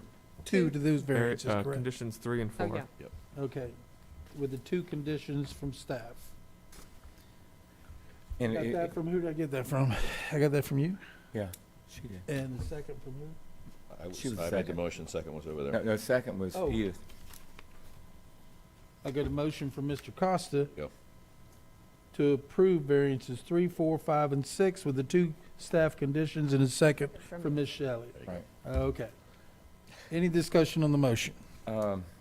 Just making sure that it only pertains to those front walls, right? That's the condition, Okay. correct? Mhm. Yes. All right, yeah, I'm good with that. Okay. All those in favor signify by saying aye. Aye. Aye. Any opposed? Motion carries unanimously. All right. Okay, now we're gonna go back to variances 1 and 2. I'd like to get something on the record of.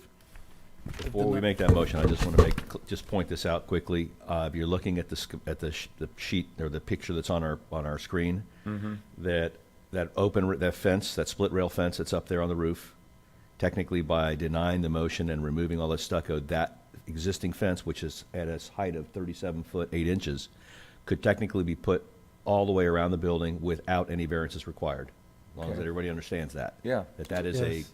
known, and the same with the stairwell, that the enclosure of the stairwell will go away, the stucco will go away, but they could still they could still utilize that sun deck with a safety railing all the way around at that 37 foot 8 inch height. Is that correct? Yep.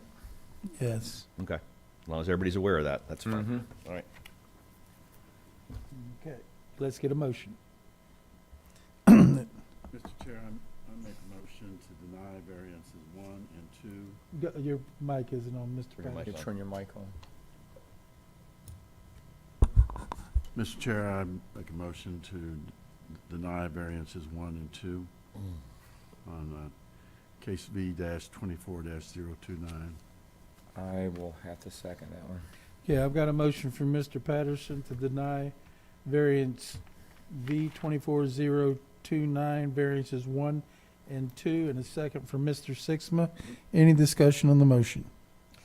Well, I love this design. Unfortunately, it just doesn't fit within our criteria, so that's my only comment. Any other comments?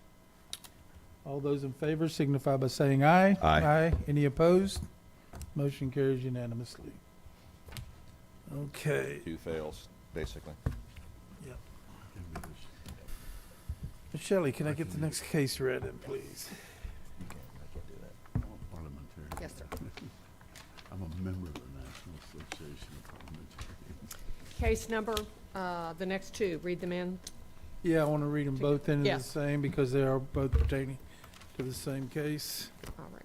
Case number CPA-22-004, Small Scale Comprehensive Plan Amendment from the Rural or Future Land Use, FLU, designation to the Commercial and Urban Low Intensity, FLU, designations. And case number PUD-22-070, a rezoning from the Rural Agriculture A2 zoning classification to a Planned Unit Development, PUD. Thank you, Ms. Shelley. Mr. Shams, this one's you. Hi, good morning once again. So these 2 applications are for a land use change and a rezoning on a 42.36 acre parcel in just west of DeLand off of State Road 44. So I'm going to go through the future land use change first. As you can see on the screen, they're going from 1 land use, which is rural, to 2 land uses.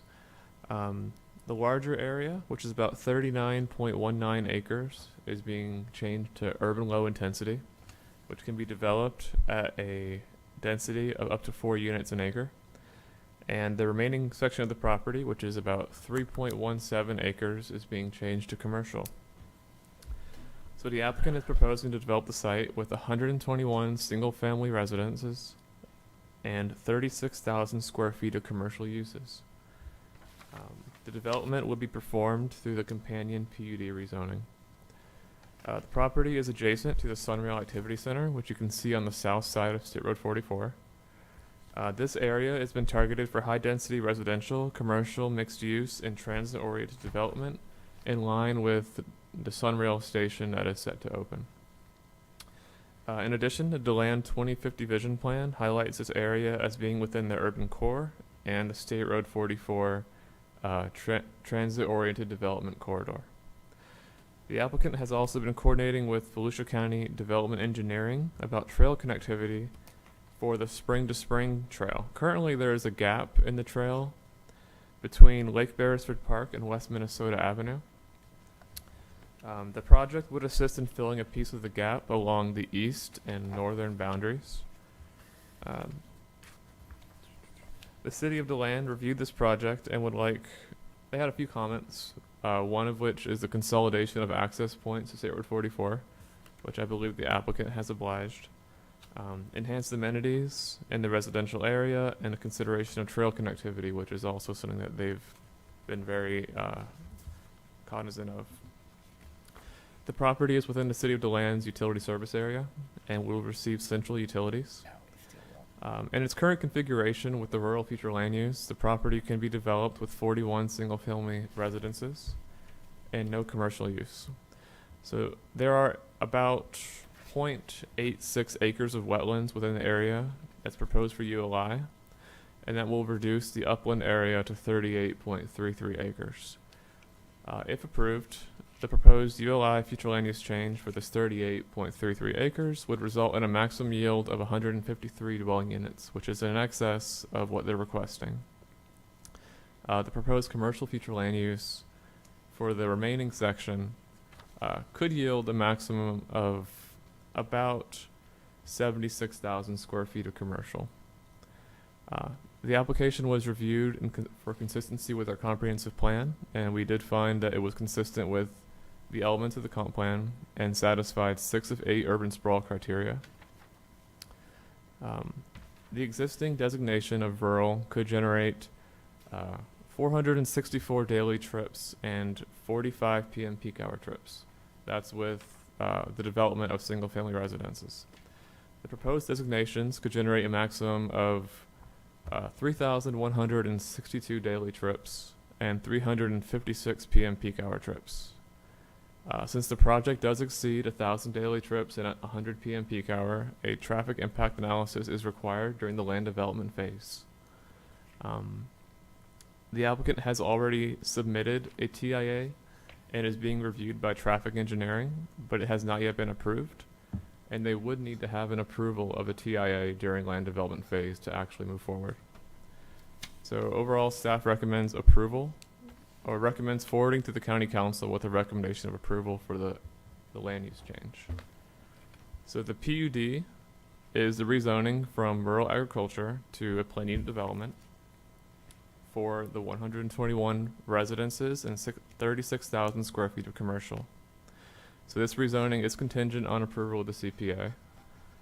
Overall, the area itself it's transitional between the less intense agriculture, conservation, and industrial uses to the west, and the more intense residential and commercial uses to the east that are within the City of DeLand. In addition, the site is adjacent to the Sunrail Activity Center, and as I said before, it is within DeLand's utility service area, so they already have access to utilities by the city. So the PUD will be developed in 2 phases. Phase 1, with a 2025 estimated commencement, should everything be approved, is for the 121 homes. And Phase 2, which is estimated at 2030 commencement, is for the commercial area. And the commercial area is on the southeast corner of the site, and the residential area is the rest of the site. So the commercial area along State Road 44 is subject to the thoroughfare overlay standards, non-residential design standards, and the City of DeLand's emerging gateway standards. The concept plan was reviewed by staff and meets the PUD requirements, which include common open space and tree preservation requirements. The open space amenities included on the plan include a dog park, an amenity area with designated parking, They have proposed 2 spaces, one for ADA access and one standard space. There's full sidewalk coverage throughout, and the spring-to-spring trail segment, which you can see on the plan, is the brown line that moves from the east side up to the northeast corner and then moves west before it kind of curves north. One important note is that the proposed trail on the north side will occupy the 30-foot wide area that would otherwise be a landscape buffer. So these residences on the north side that are dark yellow squares, they'll be required to have a 6-foot tall privacy fence at the rear of the home, and the trail would then be on just north of that. So the proposed PUD, as stated previously, is consistent with the comp plan and is contingent on the future land use change. So overall, staff recommends forwarding the rezoning application to County Council for final action of approval. And I'm available for any comments or questions. Any questions, Mr. Costa? Just want to, I'm looking at the PUD itself. So they've got 2 different types of lots in here, 50 wide and 60 wide? Yes, sir. Combination thereof? Mm-hmm. Okay. Just want to confirm that. Thank you. Okay. And I've got a few questions for staff. Seeing that was a recommendation of approval, this common open space requirements, it requires 20%, and it says not to include the retention ponds, stormwater ponds, and landscape buffers. Is that correct? That's correct, sir. What about wetlands? Wetlands would not be included either. It would not be included either? No. So they meet that 20% without including the wetlands into that 20%? Yes. So the wetland is shown on the plan in the northeast corner, and they're not including that in their calculation. They're going to kind of leave that, Okay. preserve it. The other question I had for you was, in your conceptual approval, this verbiage in here states that they can change density, intensity, and they can just change the whole design of the conceptual plan to meet the requirements that comes forth without having to come back to get approval for the PUD. So that language is, so right now what they're proposing is this plan, but when they go to land development, should they need to reduce intensity to meet the requirements, that's what's meant by that clause. Well, it says or intensity may occur. So it can go either way. They limited to the the intensity- 121? Looking at the conceptual approval. The intensity it typically talks about non-residential square footage. They are capped by their comprehensive plan. I mean, that's an absolute cap. You can, so within the confines of the comprehensive plan, they can, amend the conceptual PUD because they don't know what the engineering is going to be. They may have to lose lots. They may have to shift some things here and there. That's typical for this type of development. But they can't exceed the absolute density or intensity limitations of the comprehensive plan. 121 is a hard max, is what you're telling me. 121 units? Technically, no. No? It's 156. That's the is question, hard yeah. max. Yeah. Yeah. 156 or 153? I believe it's 156. I'm looking at page 5. Could yield a gross density of up to 153.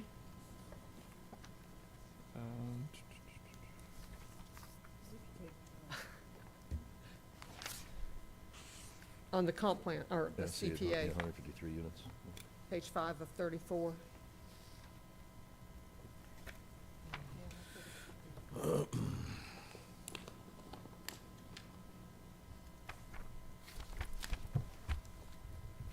Okay, my mistake. It's 153 Just in my confirm notes, that. yes. Just- Thank you, just clarifying.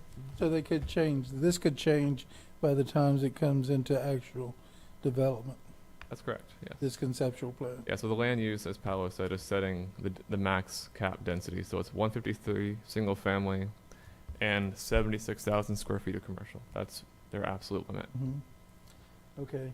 The other thing too is, when you took into, when you look at this conceptual plan and you're taking, I'm looking at your topo map on page 61 and 63, and I'm noticing that obviously majority of the stormwater and is going to be pretty close to the wetlands there. We don't have a setback requirement for that? For the stormwater to the wetlands?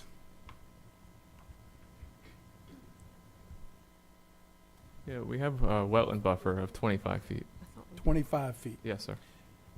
But we got 150 feet when you do a borrow pit or something like that. When you're digging a hole for a borrow pit, but yet for stormwater, it's only 25 feet? Yes. Okay. Well, the reason I bring this up is because the topography map here shows that that is actually the low area where the proposed, one of the proposed stormwater is. And I'm looking and more so to the adjoining property owner who has actually a low elevation there towards the front there. And my question is, was that ever taken into consideration of what the saturation of the ground there would do to the adjacent property owner? So I would refer to the applicant's engineer, Okay. who I believe is in attendance. The other question I have is, do we take into consideration during the development of the consumption permit from the city and what's required to come back to that area from the city, and where is that going to go? And I don't know. We don't see those consumption permits, so you don't see it either, do you? No, sir. Okay. All right. Mr. Chair, I just want to clarify that the PUD itself does restrict the number of dwelling units to a maximum of 121. So you have an absolute cap in your comprehensive plan. Your zoning caps at 121.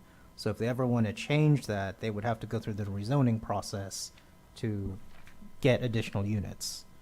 That's consistent with the comprehensive plan. Well, I understand that, but what my issue is the verbiage in here actually states that they could increase the intensity.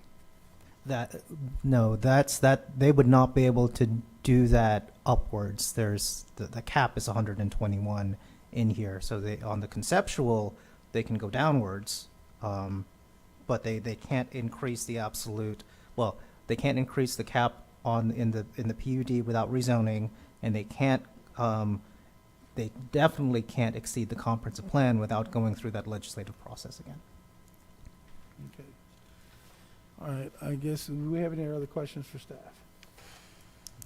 Is the applicant present? I am. Good morning, sir. Good morning. Do I have the clicker for my presentation? For the record, Michael Woods with Cobb Cole, 231 North Woodland Boulevard, here today on behalf of the property owner. Before I get into my full presentation, we bring up the PowerPoint, just to touch onto your comments with respect to the change in density and intensity. Our understanding has always been that that's the allowability to bring it down. And I think that's boilerplate language that the county typically requires. If you want anything more express to reiterate that our max cap in the PD is at 121, we're happy for that. Like there's no concern there. That's just the language that the staff typically requires. And then with respect to the stormwater, I'll have my engineer come up to discuss that. But a lot of what we are trying to do here is incorporating the the LID standards that, though the county has not formally adopted them yet, we're trying to implement them in this project. And you do see that the stormwater and the wet is being kept wet, whereas on the western portion of our property, it's all the high and dry, sandy soil lands for the pine trees. So KCG Engineering is our engineers. They've done a couple other projects. They're familiar. Sean Fortier is our primary engineer on that. He's on spring break with his family, but he's very aware of the hydrology issues that we've been dealing with on the other side of town. And so incorporating this, right location, right place for the historic stormwater and the absorption of the moisture is what he's looking to implement here as well. Looking to make sure I can move this forward. All right, so again, I guess we'll go through the overall, and I'll go through the land use first and then to the zoning. But we're real happy to be here before you. We've been working on this project for about 2 years now, and the applicant does in fact own the property. in fee, closed on it about a year ago. In fact, we were looking through our calendar, and our neighborhood meeting we had was in December of 2022 over at the Sanborn Center. It was interesting. I like anecdotal stuff. We had Terry Jorgensen and a couple of his ilk were there as well, and they were kind of chattering around a little bit. And one of the most salient questions was, well, when do you expect this to start getting underway and versus, when it gets constructed? And it wasn't Terry that said this, but one of the other gentlemen, he said, well, in 5 years, I'm going to be living in Boca, and in 6 years or 10 years, I'll probably be living on my daughter's mantelpiece. And it was just it was a weird meeting. But I like sharing that because that's kind of, it was real. So be that as it may, with the project that you have here, it's a total of 42 acres and change, 121 lots of 50s and 60s. We do have that commercial out parcel. I'll talk a little bit about our philosophy and thinking with providing for that. We do have the tree preservation and the open space. And a lot of what you have with our concept plan and a lot of what the discussion was taking into was trying to incorporate to the maximum level possible for functionality the county's TPA requirements, their wetland requirements, their stormwater requirements, and their open space requirements to maximize that upper quadrant. We knew that, and it's a little bit more than a quarter of the property, we knew that was going to be up there to be kept in its natural condition. It allows us to have deeper setbacks off of Grand Avenue and allows us to put our residential development primary where the pine trees were. And just to kind of give you familiarity of the site, that's obviously the aerial photo. The existing northwest corner of the intersection is the Circle K gas station there. And then as you can kind of see, let me jump historic photos, 1994, you can see pretty clearly in the black and white the silviculture pine tree plantings. Here in 1999, it looks like the Circle K has finally come along. 2004, we invent color and get to see the full growth. And you can kind of see here where our predominant development is for our residential, and then you can see where the overgrowth is tracking with the wetter areas there. You've got the concept plan. We'll touch on this for the rezoning comments in a few minutes, but you see we've got access along Grand Avenue, and then we've got access along New York Avenue. The commercial alignment is being coordinated with FDOT for the driveway access points to the south on the Pelham, I forget what the name, Rick Wolfhart's project that was approved on the south side that straddles both sides of Grand Avenue. I'll show you where we kind of interconnect with that. But ultimately, when that commercial development comes through, it'll have to comply with FDOT standards. Really, for the commercial standpoint, we provide for square footage and an acreage both under the land use and then also for the PD. And it may, in fact, have some commercial development, in the strip level to service this neighborhood. Probably, if it does get developed in that way, it would mirror the approvals for the commercial on the PUD to the south. It doesn't have a lot of wiggle room for large structures there, so probably more neighborhood type of capture. But really why we held that back is the location of that gas station. There is no contract, there is no plans, there is no discussion with the gas station for expansion. But I've personally worked on a couple of different projects throughout the county, and whenever those gas stations decide to upgrade, whether because there's additional pass-by traffic or just they become old, they always need more elbow room, they always need more space. And you can see that up on 40 and 11 up in Barberville. Now that was a right-of-way taking that got stalled, but we were that original configuration of what I would say the 1980s layout of a Circle K versus today. They just need more square footage. Here as well, we just anticipate that if they wanted to, they could come and there's proper, we didn't want to hem them in. Because when you hem in an older gas station, they don't have the flexibility or the ability to expand.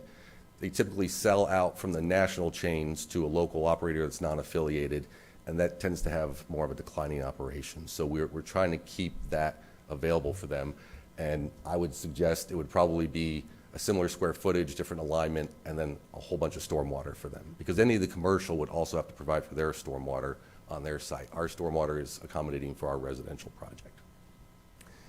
Site data there, historic photos. So with the land use amendment, a lot of what is being driven by this is connecting to two elements that we think is really important and that's really excited me about this project. It makes it a little bit different. Obviously, staff made good reference to the proximity to Sunrail.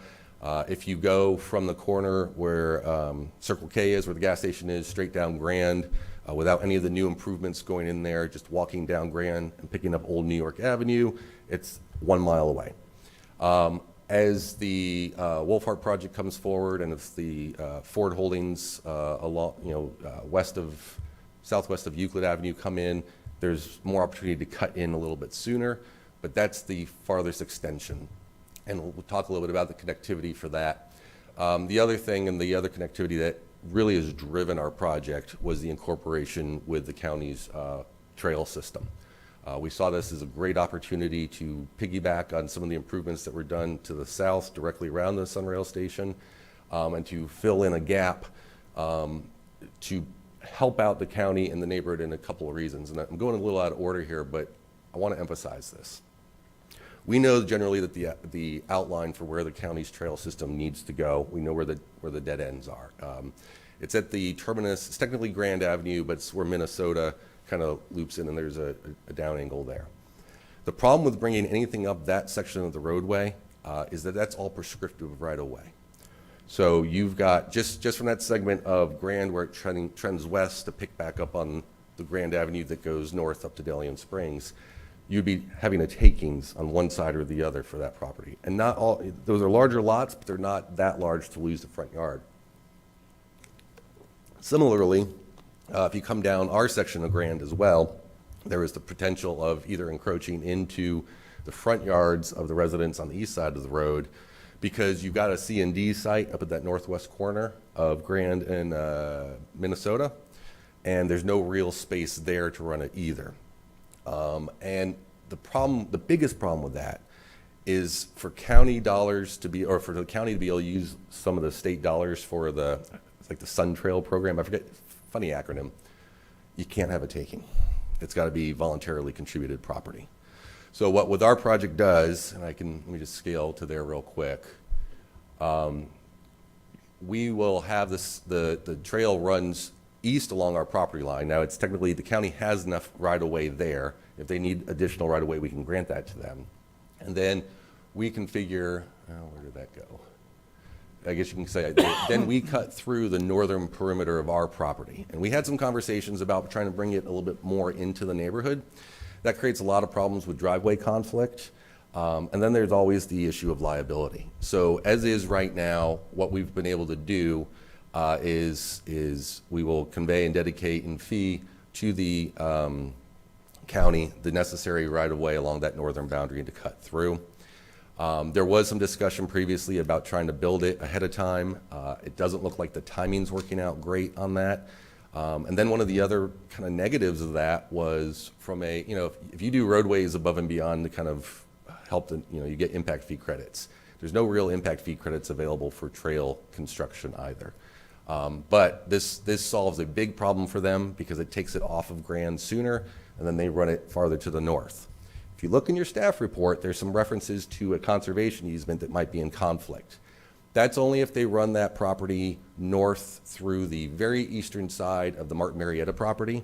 They had some of their tree preservation area there. So that's department to iron out. But even so, we are still looking to acquire additional property to maybe it'll help them out and shift that over a little bit farther. But at the end of the day, when this trail segment comes in, and I don't remember what the distance was of this. It was under a mile of length, but it's a pretty substantial amount. And it runs up to another project we're taking a look at to run through there as well. Our residents will be able to get onto the trail. Right now, ride north all the way to Delian Springs. Ultimately, they can go up to State Road 40, ride south to the Sunrail station, and once we make that connection and bridge between where Sunrail is and Alexander Avenue down by Beresford, once that connection's made, you can get out to Titusville.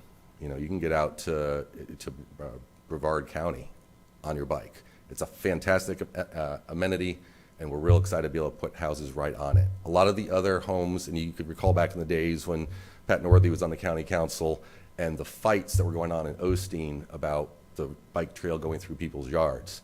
The values on those homes are enormous with that amenity there now, and everyone really likes it. So again, real happy and excited to be able to try to bridge the gap and fill that in for you. Getting back to the land use amendment, as I said, with the ULI, we do have the ULI across the street. And then those homes are all flag lot homes. You wouldn't necessarily be able to develop them as they are today. That's how they kind of get their width, because you basically have one home behind the other along there. But is that ULI density? And then obviously to the south is the activity center.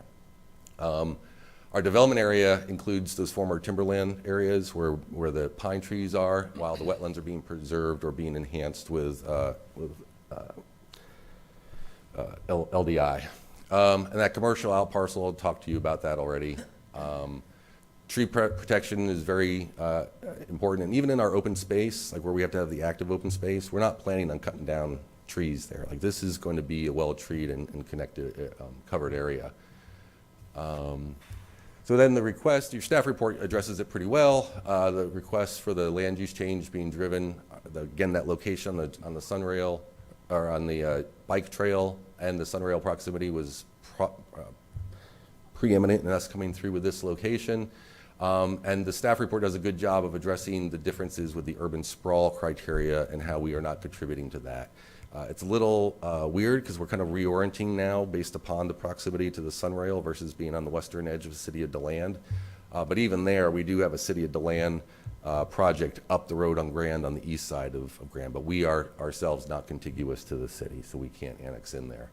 But the focus of this project has been the walkability and getting people both to the commercial for our property, the commercial that's proposed to the south, and then to the Sunrail station. With respect to the rezoning, we've worked through with staff a great deal to provide an adequate buffering wherever we can. I think the smallest buffer we have right now is a 10-foot buffer, and that's technically commercial to commercial.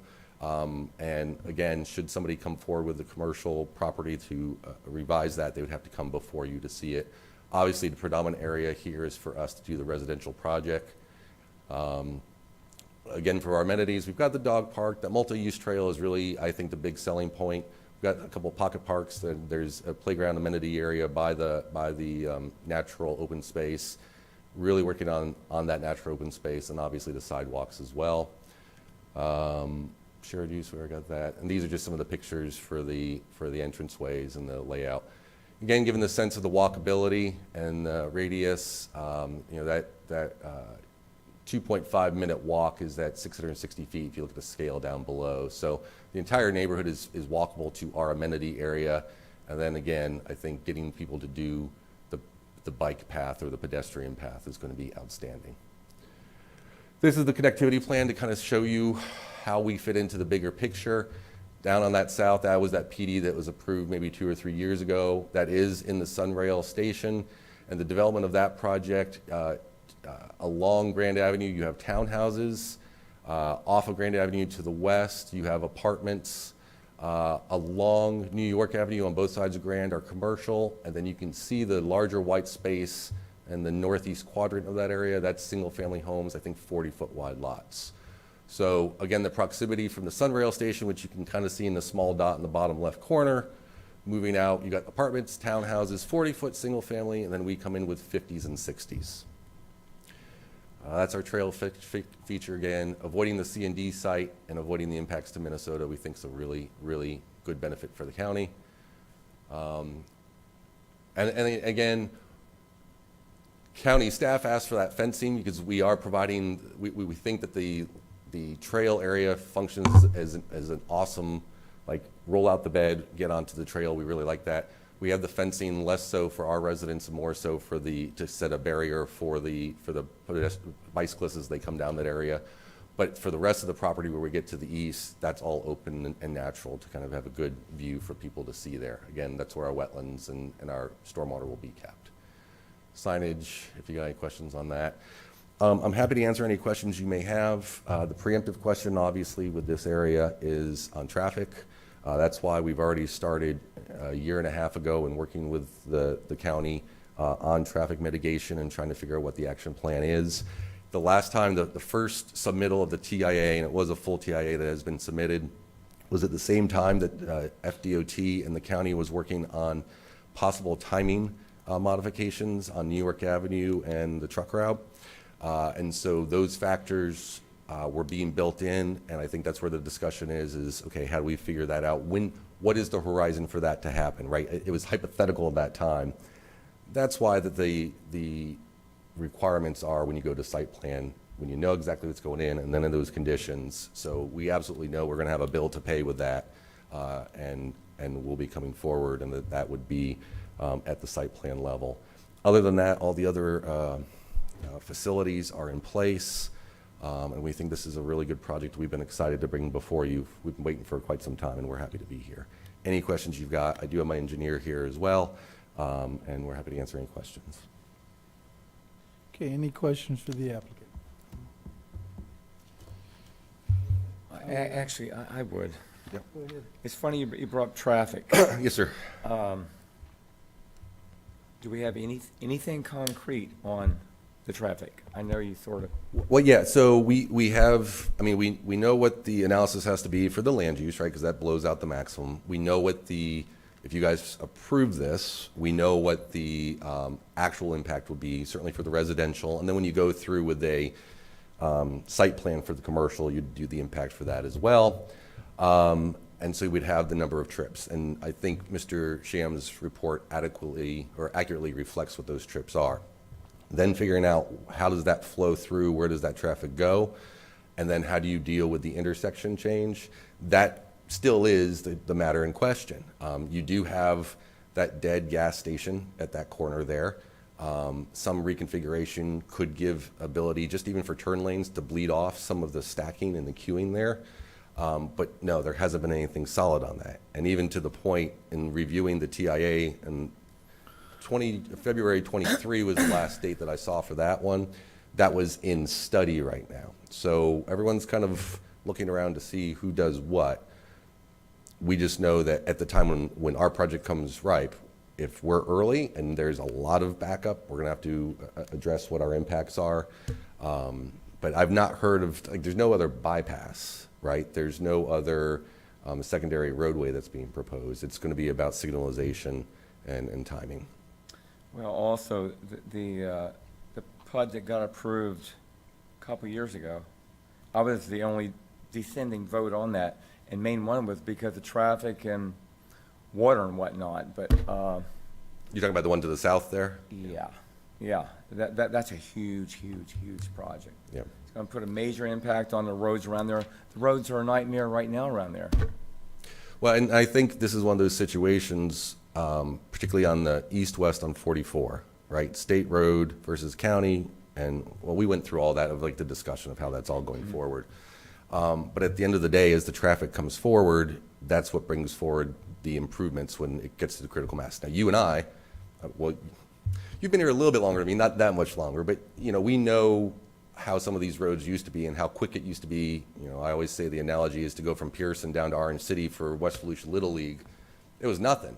Right. Now it's a really long drive. Yeah. But that still doesn't mean that longer drive that you and I are experiencing, when you get into like the traffic analysis and the flow to level of service, that builds in other expectations. Now, if it gets to the point where there's the failure, that's where we have the real problem. And it comes down to what people are accustomed to versus what actually is. What's going to be really interesting is, and I had this conversation analysis, and this is me as a lawyer, not as a traffic engineer, but what's really interesting is trying to figure out the timing and distances, because we always kind of orient ourselves on 1792, going north and south.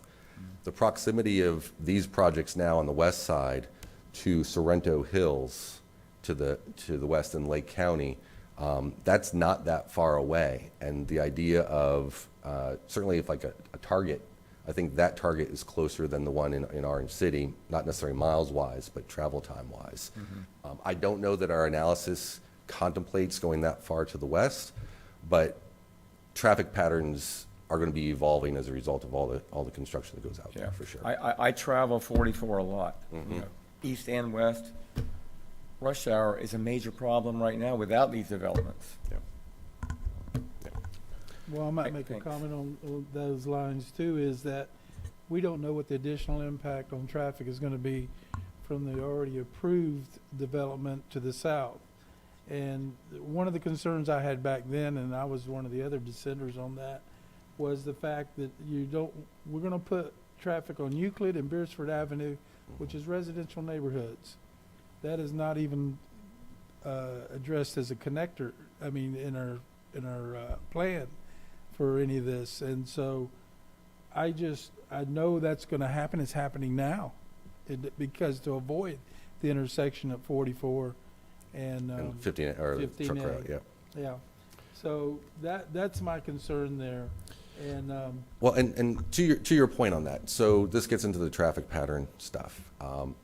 I don't think, obviously, you don't want commercial traffic running through those neighborhoods. Like, that's not the idea, that's not the goal. You don't want the trucks and whatnot. But there's also an element, and when you look at the traffic analysis, and when you look at the hot spots, whether it's in East Volusia or West Volusia, everyone kind of points to downtown DeLand as being really good because the traffic road network there through the residential neighborhoods.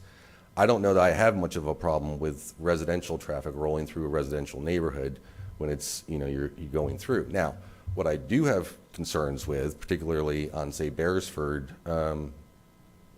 we've got the long straight runs, right? We went ahead and we built some of these roads back in the day, and when it's vacant and there's no driveways, there's no subdivision entrances, you can get the kids that are going their hot rodding down it, well, maybe even the adults too, I don't know.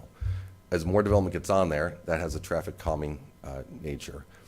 There's also other elements within those straight runs to readdress with the roadway to provide kind of chicanes within there to kind of slow down. It's some traffic, I was at a conference in December on planners, and it wasn't Lake County, maybe in Sumter, but where they've taken the existing roadways and you're within the right of way and your asphalt obviously doesn't take the full amount, but just kind of undulating it here or there to force the slowing down of the traffic and because even when it's rated at 30, what does everyone do, right? Particularly if it's a straight line. So getting into that policy and allowing for that to be able to address some of those concerns, because I do think you're right. I think the traffic is going to go into other neighborhoods. Traffic finds the quickest way. You and I, if we were driving from DeLand to go out to 44, you may not be going up 44, you may go up Voorhees or something like that. That's how the traffic network is supposed to work. Now again, I'm not the traffic engineer. That's what the TIA and the traffic engineers are supposed to be working through. But there's not a fatal flaw to it, but there does need to be a lot of work being done on it. And that comes at the site plan. okay. All right, I guess my other question is for your engineer. Okay. Yeah.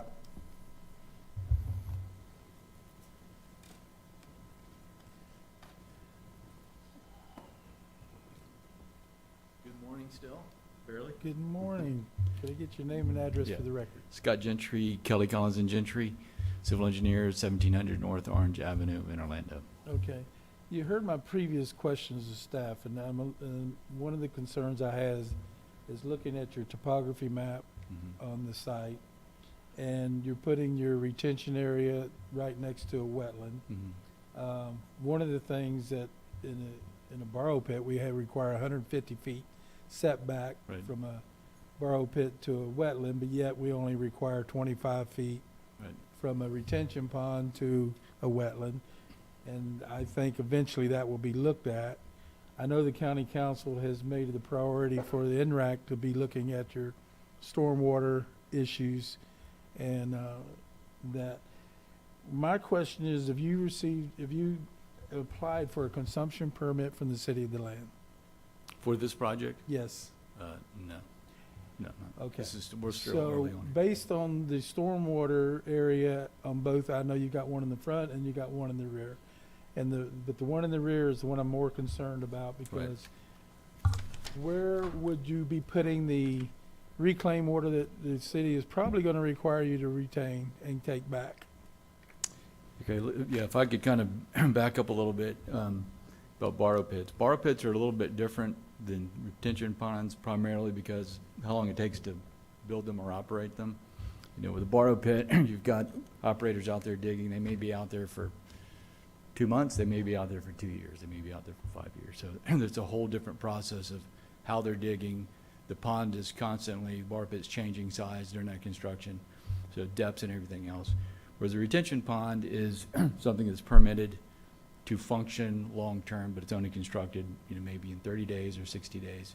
So we have the opportunity, we permit these through certainly the county, but also through the Water Management District.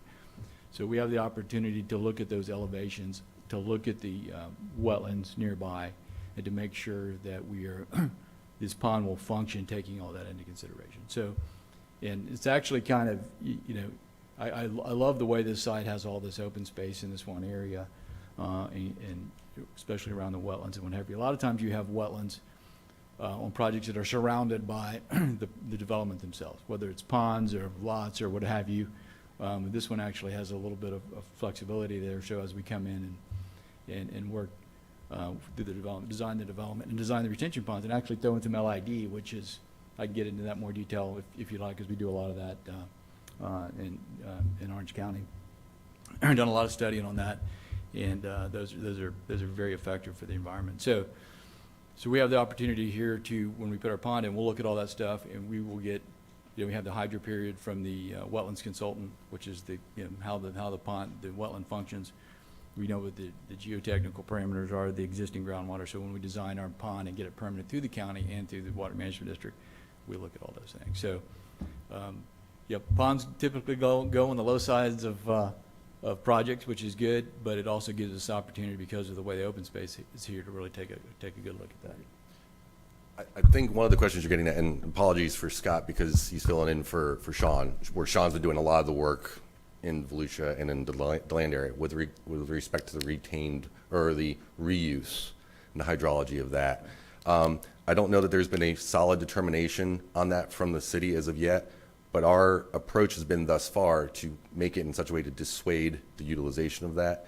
In one part, because even with 121 units, it's not a large subdivision to kind of justify the cost and the expense of what those pumps would then require to be able to process the city's retained or reuse water.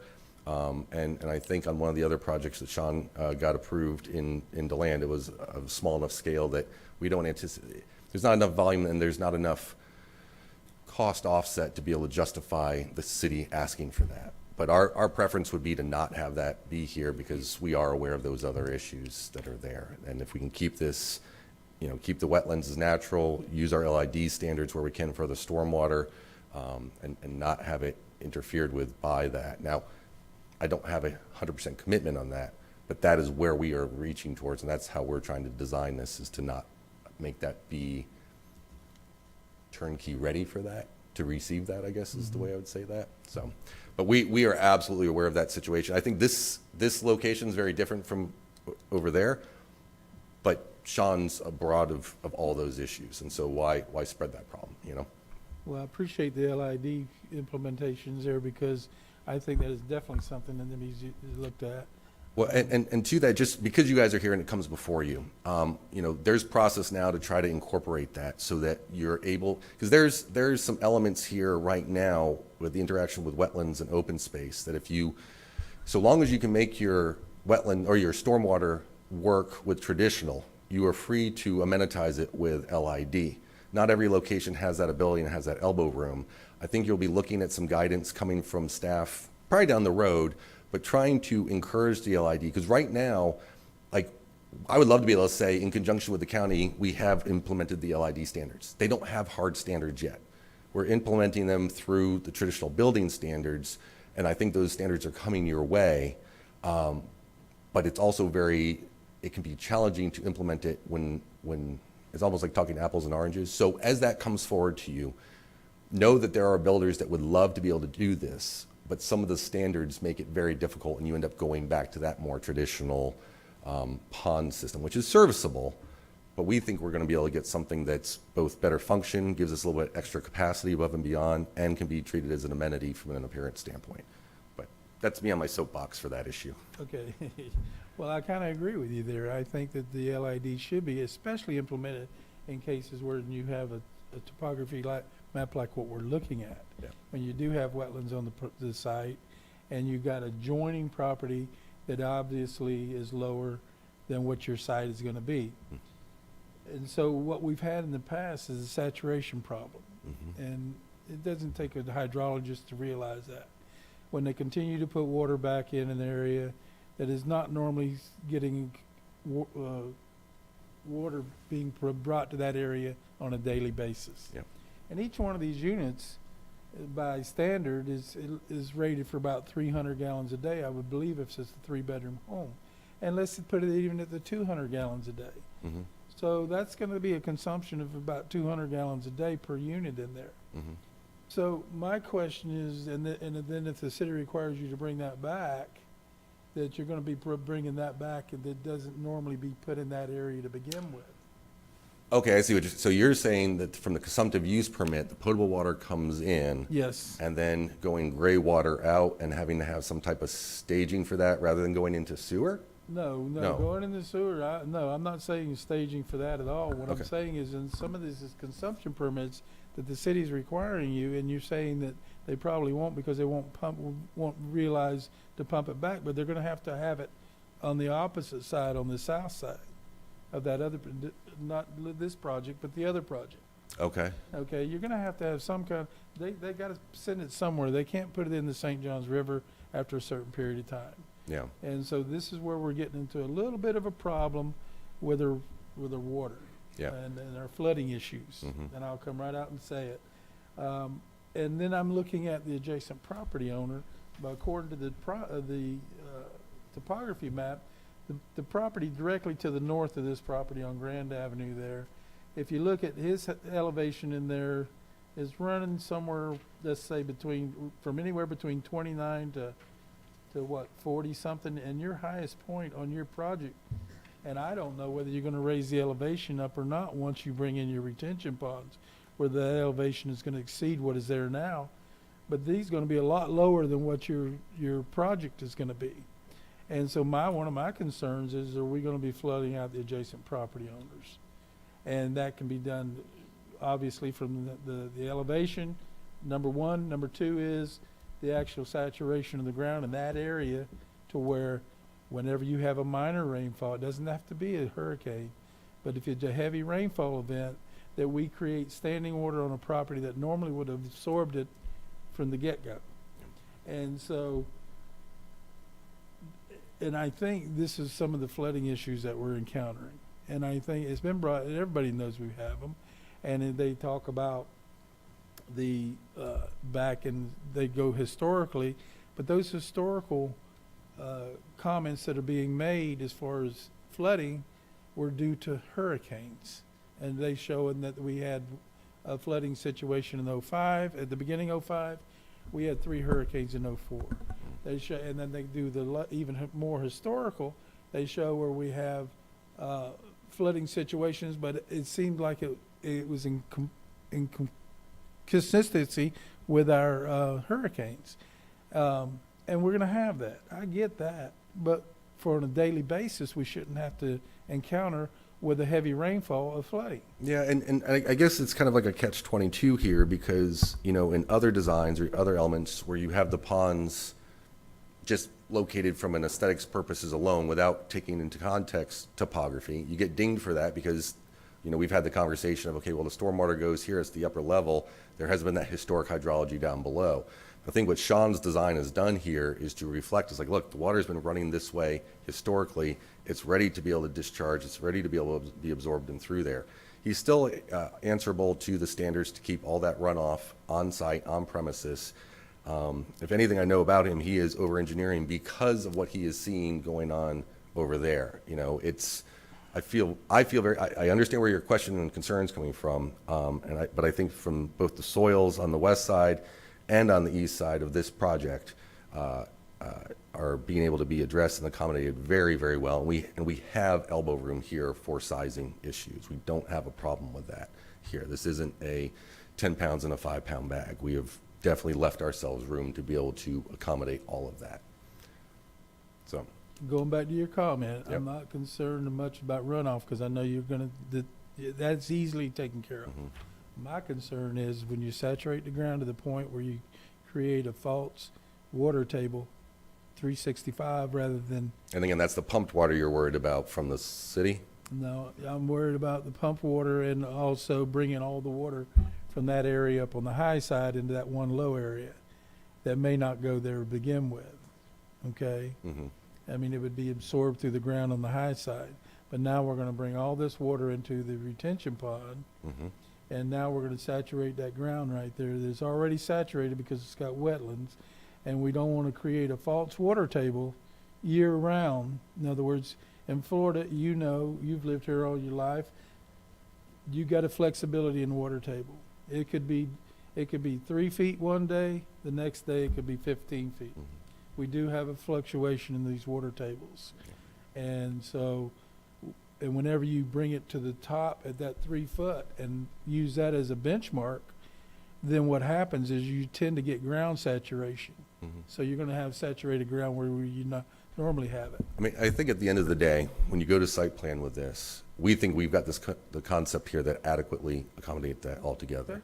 But going back to that first question you had about density or intensity, if you find out that at that level, at that analysis, it is insufficient, the recovery there is then you start losing your lots at that time. We have a maximum cap. We think we've got more than enough elbow room to accommodate that. But it's not like we can then move forward with a failing stormwater system. It can't happen that way. And I think that ultimately that has to go down with the engineering. You get the hydrology, you get the water flows, you get all that analysis as necessary, and you're able to meet those standards. And that's all we can do is we can meet those standards, and we will. And that's ultimately what is before you guys for consideration, is that we will be able to meet those standards. Well, this is my whole point, is to bring this to make it a conversation. Yeah. And it's been a conversation. Matter of fact, I've had a conversation with your other engineer about this, and he's aware of it. He's aware of it, and he's trying to deal with it. He knows it's an issue. That's the first step, knowing that there's an issue. Yeah. And I just wanted to keep it on the forefront on these developments. Yeah, I can appreciate, and I hope you can kind of see, right? So we've got some LID elements in here. It's not in the code yet, but some of our projects we're trying to do is to say, look how we can do this. Look how this can be implemented. This is a project that has the right size that can do it. We had one in DeLand that was smaller in size, and there was no space to make you can call it LID, but it wasn't having that hydrological functionality necessarily. This does, and I appreciate you bringing that up, because I think that's the way we're all going towards. Like, I would be surprised if those weren't incorporated formally into the standards. All I would say on that is that it then produces a challenge in how you calculate the open space and how you're able to do that. I think there's a way to make this treated that as an amenity, because I think when it's done right, it looks awesome. It's good for the aesthetics, and you can still walk along it. That's a conversation for another time, though. Right. But I appreciate you continuing to bring that up, because I know this firm for sure is very aware of it, and they've been designing with cushioning under that concern. Okay, I'm gonna make one more comment, then I'm gonna let it go. I've heard the conversations being brought forth with the talking about LID, and I've even heard the comment made about giving density credits in order to use that. I think that's defeating the purpose of the LID. Okay? So I just want to make that comment while we're on that conversation. Yep. Is giving density credits because you're using LID. I think you're using LID in order to address the problems that were occurring now.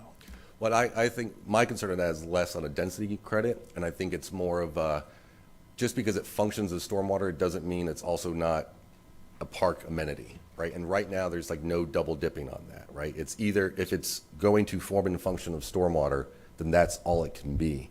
But in reality is you can look at, whether it's municipal parks, commercial facilities, or residential, that's where I would look at to just kind of readdress, because I think from a design standpoint of getting away from cookie cutter, that's one of the limiting factors there. But again, that's us on our soapboxes, but as that moves forward, keep that in mind, because I think at the end of the day, you want it to function, you want it to look good, and you want it can be a win-win for everybody who develops it, who's building it, who's living there, and the municipality that's dealing with the stormwater. But there's a lot of massaging that needs to be done to get that, but I think they're going in the right track with that. So. And the other thing on the conception plan here, quite frankly, I'd like to see the commercial side been a little bit larger, because I think we're going to need some commercial development in order to relieve some of the traffic issues that we have. You don't have them driving 5 miles to get to the grocery store rather than a quarter mile. Well, and I think you're right to that point, right? And that was a big We ultimately settled on the level that we had, but that was a big conversation at the forefront. Looking at, and it's not directly applicable here, but, you know, City of DeLand has their TOD corridor along this portion of 44 because they know about the Sunrail to the south. And so in addition to our area being into that urban core for increased density along this corridor, they were kind of thinking about that. But then you get into the nature of whether it's strip commercial or not. We try to dissuade that. The size, you know, there's already an access point there with the gas station, so we figured that would always be the anchor of some kind. And then we also provide for internal connection in our property so that, you know, we show a driveway right now, but if that goes away, that might have to go away from FDOT's perspective. But a lot of where we think from a commercial need, you do have that much larger commercial area to the south side that's proposed with that PD, right? That's on east and west of Grand Avenue and that runs through there. Going back to our trail, you now have the access and the ability to get there without having to get into your car and go. Trying to look at this location as whether it's just neighborhood commercial or something else servicing the greater 44 area.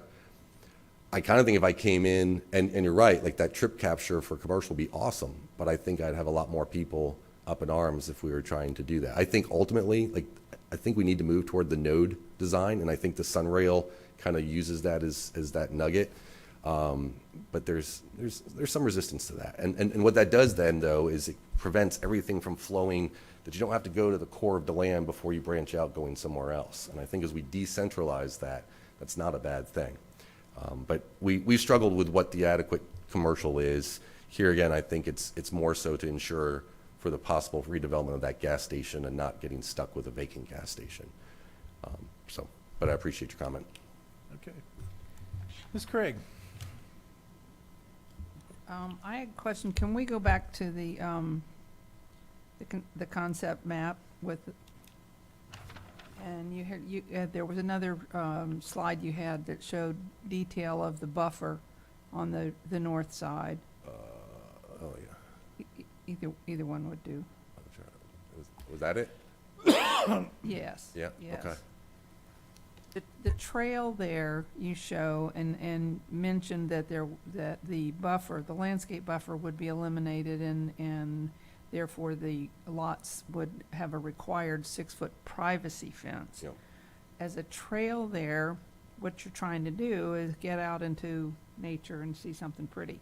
I don't think people along that trail are going to be too thrilled with the idea of having a 6-foot privacy fence there, and I also don't think that the homeowners, to be honest, would be satisfied with that. Is there any way to incorporate, rather than an either or, have an and, so that there is a more substantial buffer as well as a fence? Didn't necessarily, if there's a buffer there, it wouldn't necessarily have to be a privacy fence. So we did a lot of conversation about that as well. With this configuration, with that angle coming down, there's a design element there to make sure, you know, because they've got a grade change from where they are at the terminus of Minnesota and Grand to here, about 30 feet. So as they come down, they don't yet know, because of their final alignment, what that grade is going to be here from a turn perspective. The right-of-way that's being granted to the county is 30 feet in width. The actual trail itself, I believe, is 12 feet in asphalt, so that then they have an additional 18 feet total on either side, 9 and 9, where the county can landscape or not how they choose. I mean, that's the typical layout. If you ride on like the Beresford Trail, you know, you can kind of get that configuration. The screening, again, is just for those units that are right at that end where we come down from the northern end and turn in. Those are the only units that back up to it. And staff was pretty adamant about having a privacy fence there, I think out of experience at other locations. Now, I've seen it done many ways. So you can go on the Tri-County Trail. You know, some of those go through the subdivisions, through the roadways. There's lots of stop signs. You got to look out for the drivers. So we didn't go that route. And then there are some that have like more of like the cattle fence, like the crosswood kind of stuff like that. Here, the idea was, you know, just to avoid any possible incursion from the trail folk. You know, always plan for worst case scenario, right? So the encroachment from folks on the trail into the backyards.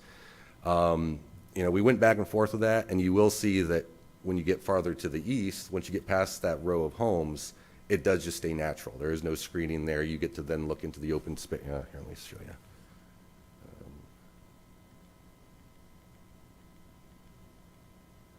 So once you get past that, we have a driveway stub out there because we have to have potential future connection or whatnot. But once you get past that driveway, you're now into the open space and the natural area all the way down until you get to our other driveway on Grand Avenue.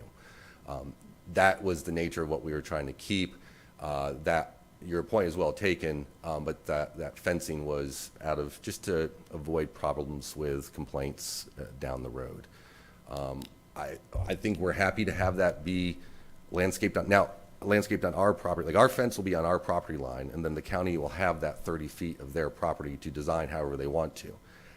I don't know that, and I guess design, I don't want to speak out of turn whether it's Parks and Recs or the road, but I don't know that they want to have a crepe myrtle or an oak at the terminus there. Like, I don't know what they have to do, because one of the reasons why we are giving them that 30 feet in fee, because we don't want to be responsible for the liability of the riders that are on there.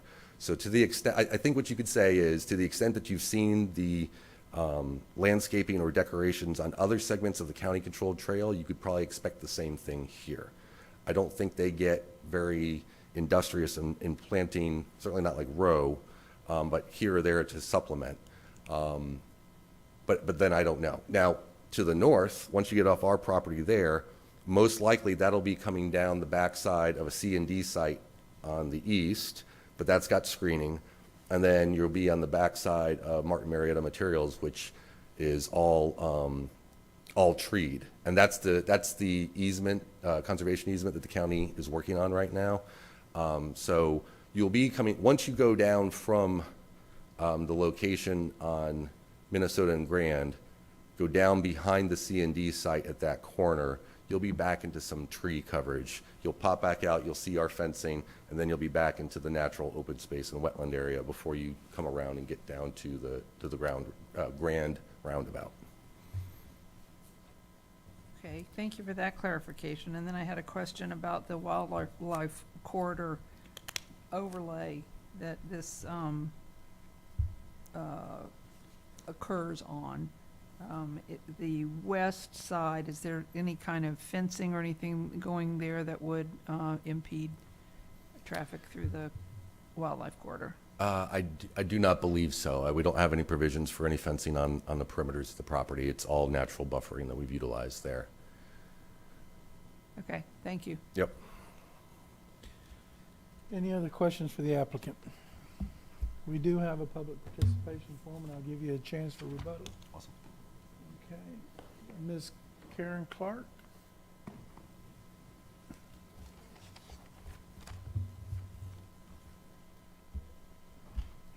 Good morning. Could I get your name and address for the record? It's Karen Clark, 1855 Grand Avenue. And welcome to be here, everybody. And I loved your questions. Oh, my goodness, it saves my time. I'm looking at, well, from one angle, they're asking for these many houses. Why do we have to say yes? Why can't we say yes to maybe half the number of houses? That's just one normal, everyday person would ask. You know, it's like, does a kid want to have 8 candy bars? No, you're going to have 1. So everybody always asks for more, and then you get to see what's chopped down. I love the fact that you brought up, Mr. Mills, about the wildlife pond over there, the natural thing.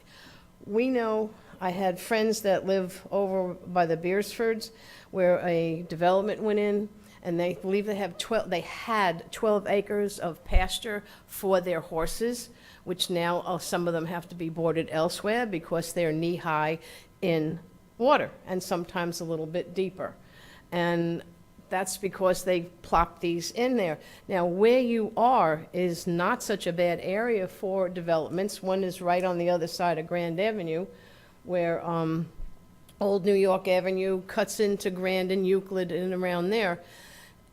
They just put a development in there, but the houses aren't 6 feet apart. You know, I've been to Margaritaville, They're having problems over there, and this is a similar kind of design to Margaritaville.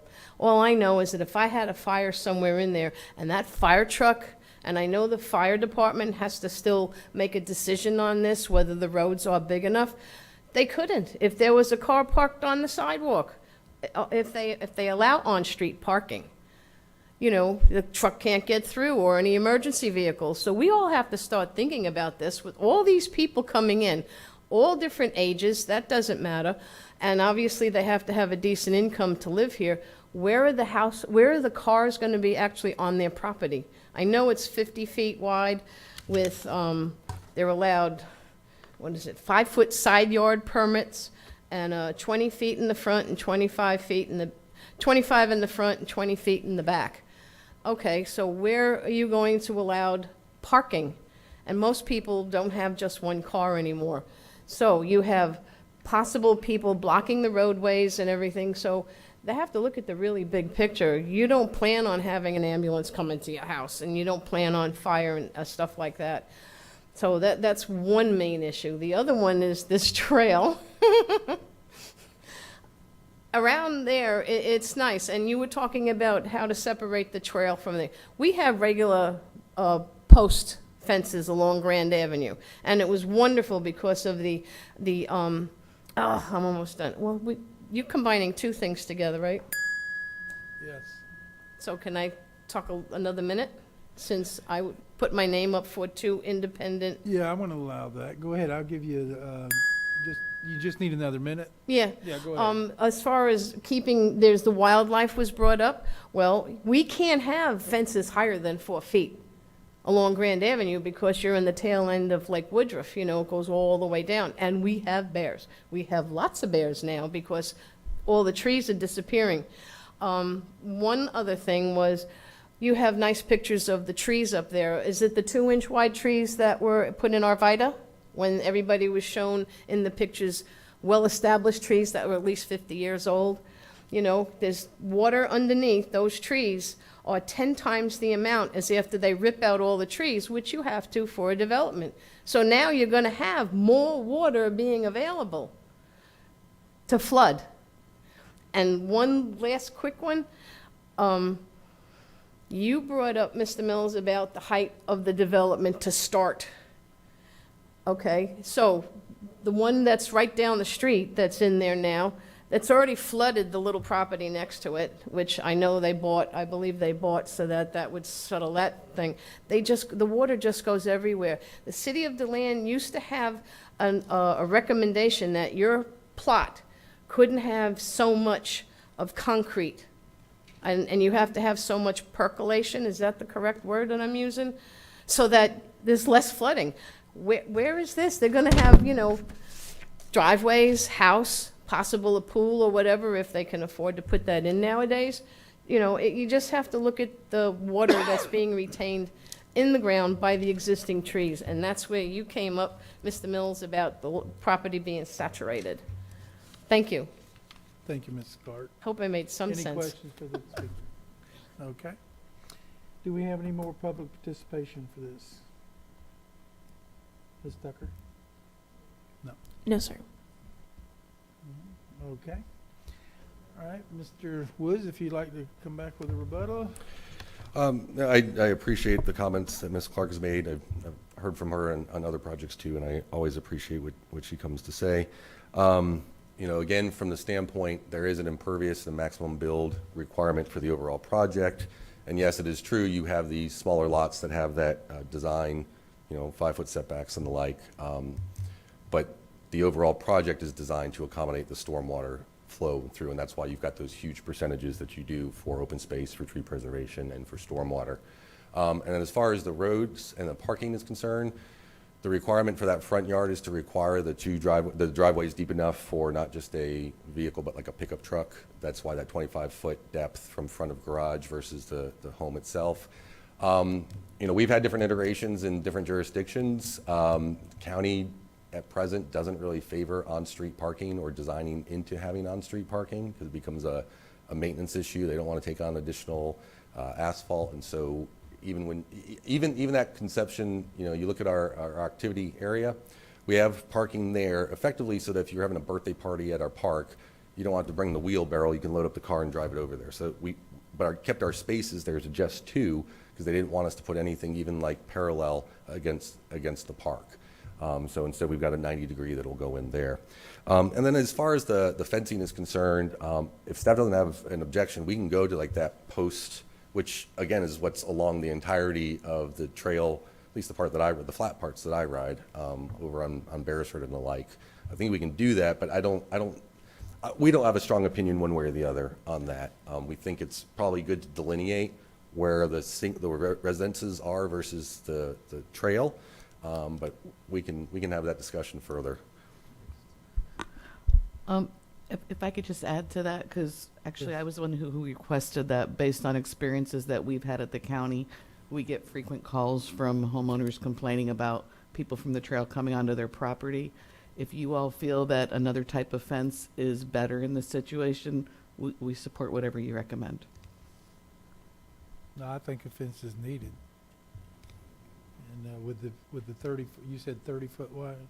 The dedication to the county is 30 feet wide, yeah. And so you got enough room there to put a landscape buffer if the county so wants to do that, you know, so. But I guess the question there is, right now, we are providing for a 6-foot privacy fence. If you guys have no strong feelings, we can just let it roll through. If you guys have strong feelings, we're okay with that going down to like the cross pole cattle fence. Thank you. I always get that. I don't never get that right, but we're okay with that. But again, I don't know that it's affecting 9 homes. Has there been a discussion with the adjoining property owner? To the north? To the north, where in regards to the trail and what you're doing here? There is some discussion about acquiring, but that's early in process. It's not really negative. It's wholly contained within our property, although ideally, and when I'm talking about acquiring additional property on that western side to pull the trail off of the Martin Marietta property to try to help the county out a little bit with that. That's 2 parcels of about 10 acres in total. There's a single family home on Grand, but nothing else is there. We haven't heard any objections or anything to that point. The other iteration on the trail system was considering going farther up Grand, so it would have been through his front yard and then cutting over where the power line easement is. But even there too, it's an easement, so you're still encroaching into someone's property that you really need it. If you don't get it voluntarily dedicated or conveyed over, you lose your state funding. So we haven't heard any objections about the trail going through there. And I'm not overly concerned about the easement. I think that's for the county departments to battle amongst themselves. I think they'll resolve that. But if not, we're already working to try to figure out a better way. We're really excited. Well, I'm really excited about this. This has been my baby to try to get through. And your development in that area, you realize, I know you do, you've got 2 landfills there. We do. And the methane coming off the one there is pretty strong through there. That's the one up on Plymouth Avenue, correct? And then we've got the existing C&D that is right at Minnesota and Grand. Yes. And that one, more than anything else, the presence of that is what's dictating the alignment of our trail too, because that goes right up to the property line. Like their screening and buffer. Well, you can see it when you come down Plymouth to take a left onto Grand. You know, they've got their main gate, which is just kind of wide open, so you can see what goes down there. But yeah, we are aware of that, and we're comfortable with that. You don't see any compatibility issues there? No. Okay. Right. Okay, we're going to close the floor for public participation and open up for commission discussion. We're going to take the CPA first, because obviously we can't do the PUD without the CPA. Any discussion?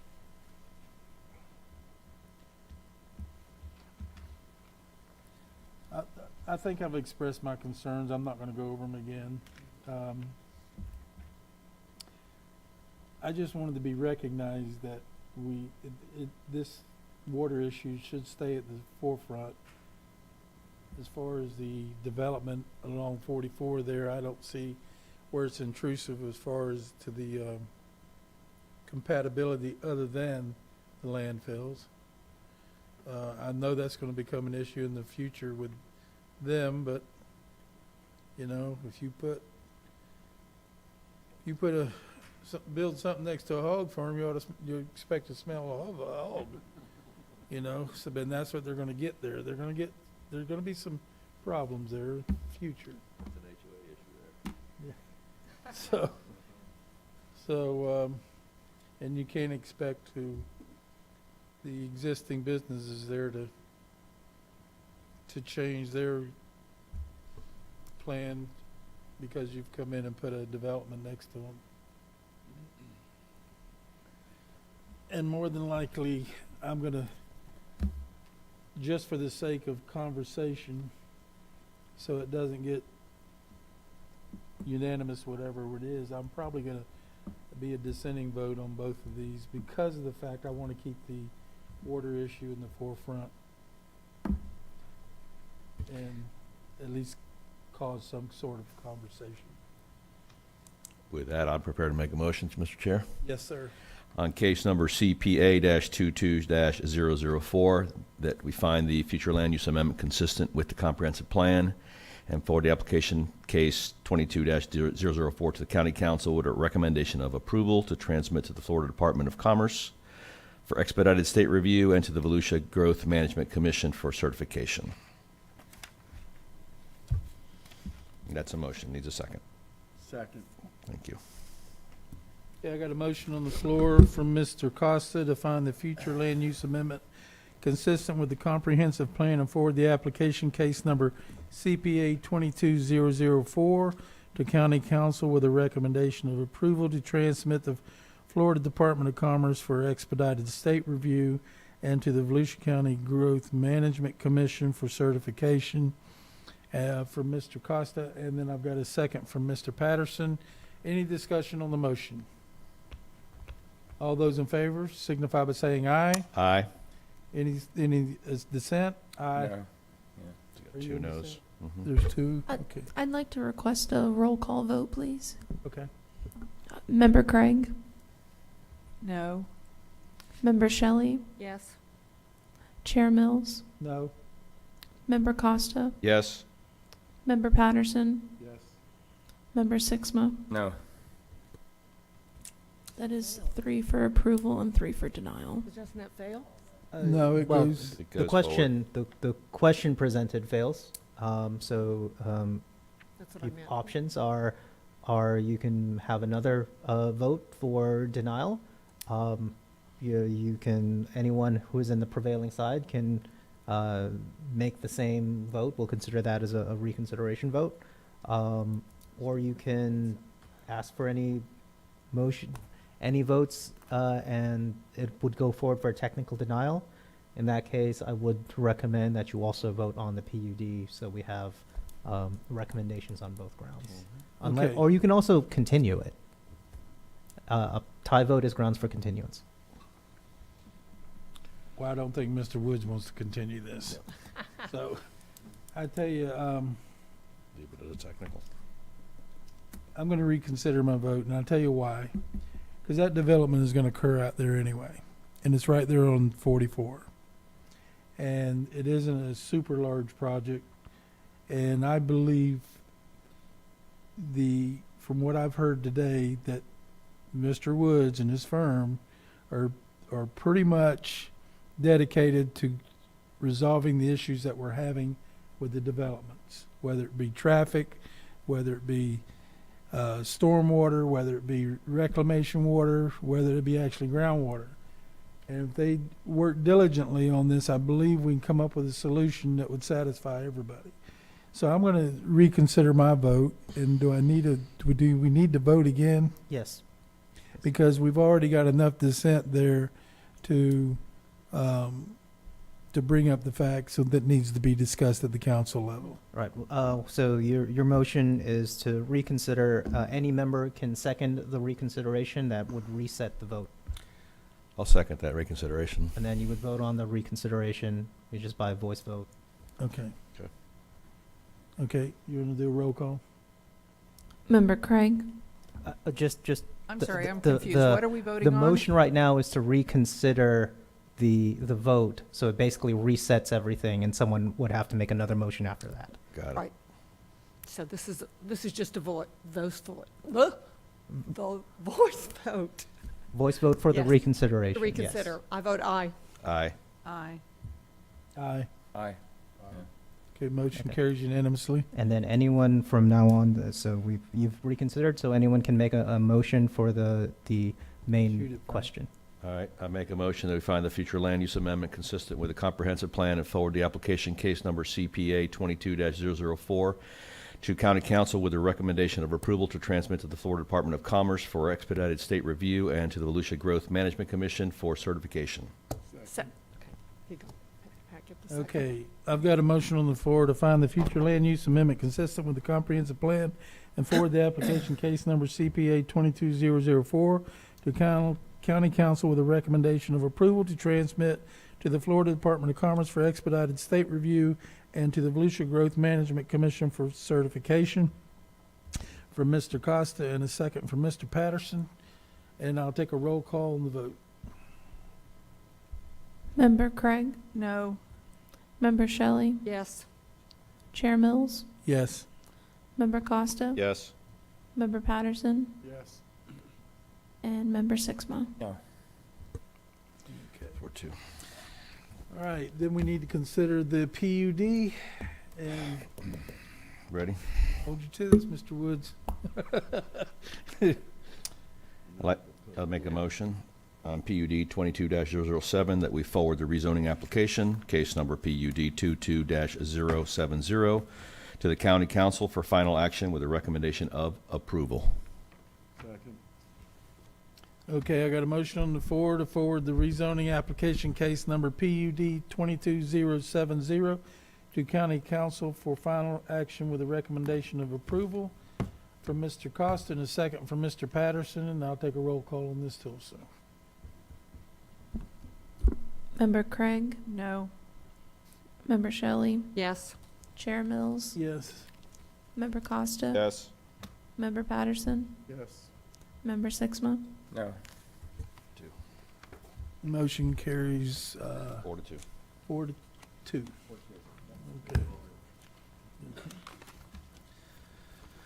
All right.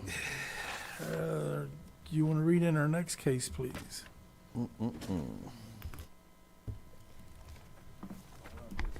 Are you giving me an option? This is the truck part. Yes, but I have a question. Not a question. The date just needs to be changed for the 21st. On the top, it says March 13th. That's why I was hesitating. I was like, how did that get in there? And then I realized the date. Thank you.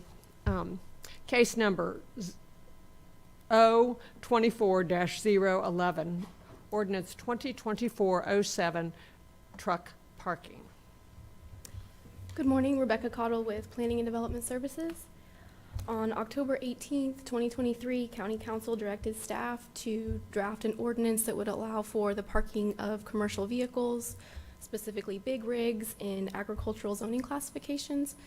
They were very specific about the conditions that would be required with the parking of these vehicles. That included that the vehicle must be utilized and parked on property that was inhabited by the owner-operator. The vehicle cannot be located within the front of the house or the front yard setback.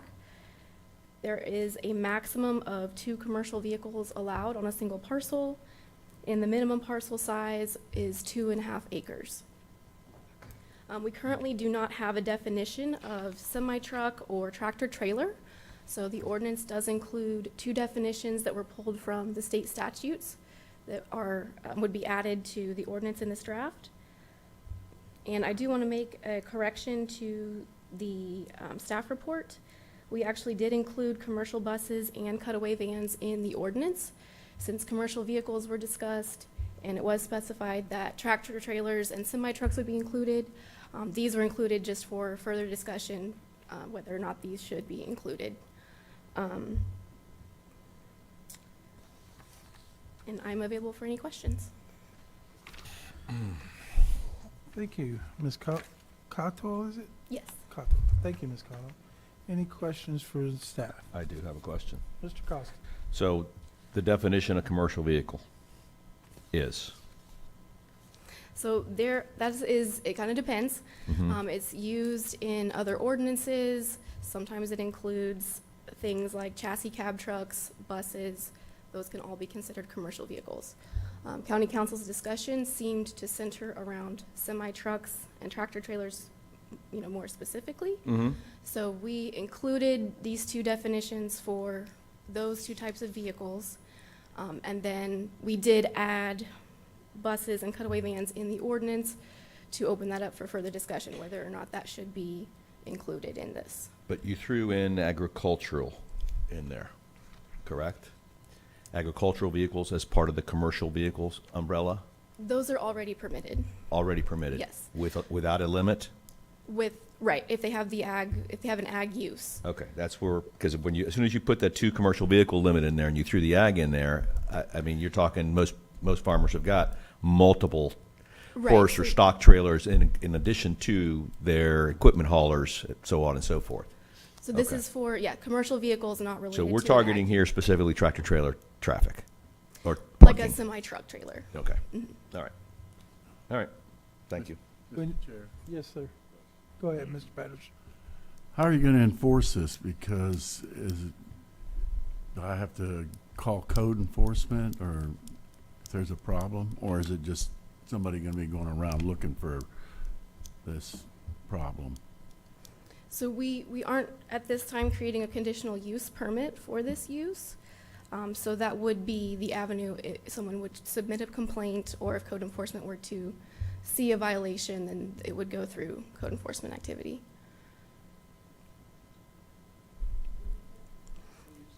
So we aren't creating a special permit. We are not. You are not creating a special No. permit, okay. So a code violation would be the course of action if someone were not in compliance with this. So it would be based on a complaint? Yes. Per se? Okay, got it. Okay, my question goes back to in line with Mr. Costa is, you're not limiting horse trailers, you're not limiting that type of, because you said, your statement was it had to be a bona fide agriculture use? No, so this is for commercial vehicles that are not tied to an agricultural use. Right. So right now, we But only allow. what ties you to an agriculture use? And the reason I say this is because a lot of times you get agriculture uses, but they may not have an agriculture exemption. I don't want the agriculture exemption to be tied into the agriculture use. Okay, so is that not done here? So this is to address commercial vehicles that would normally be limited to a heavy commercial or an industrial zoning classification. So in the county council discussion, they were mostly referring to semi-trucks. Right. So this is to allow the parking of semi-trucks, and then we did include commercial buses and cutaway vans. I just don't want it to hamstring those people who use their agricultural property for horses, raising horses, and not have an agricultural exemption permit. Right, so Okay. this isn't for a tractor or a combine or those agricultural vehicles. This is related to semi-truck, bus, those types Okay, of just so commercial long as we're vehicles. clarified on that, I just want to make sure it's very clear that they're not restricting somebody that's got a horse stable that is not agriculturally exempt. We're not limiting them to 2 vehicles at a time. No, that is not the intent of this Okay. ordinance. The intent, I just want to get that clarified. Okay. Mr. Chair, quick. This is nothing but a feel-good type of feeling to let people think that we're going to do something, but people don't want to file a complaint because the person that's violating this can find out that the person called in. It used to be that, in code enforcement, you could just, back in the day, just file a complaint and nobody knew who it was. It just county went out and did it. Nowadays, people don't want to file complaints because they don't want to aggravate their neighbors or end up with broken windows or flat tires at their house. So it's just a feel-good kind of deal. On the flip side of that, though, is if you got a code enforcement person driving down the road and he sees a tractor trailer parked there, he can't issue a code violation even if there's no complaint. That's the flip side of that. So, yeah. It's a feel-good. Yeah, I'm ready to feel good. Are you ready? Yes, I'm ready. All right. So there's no other. Oh, do we have any public participation on this? I'm getting ahead of myself. Yes. Okay, we're going to close the floor for public participation and then open up for commission discussion. Or a motion? Or a motion. All right. In that case, I'll make a motion on case O-24-011 that we forward to the county council with a recommendation of approval. Second. Okay, I've got a motion on the floor to forward case number O-24011 to forward it to the county council with a recommendation of approval, and a second from Ms. Shelley. For Mr. Costa, and a second from Ms. Shelley. Any discussion on the motion? That's All feel those good. in favor signify by saying aye. Aye. Any opposed? Feel good now.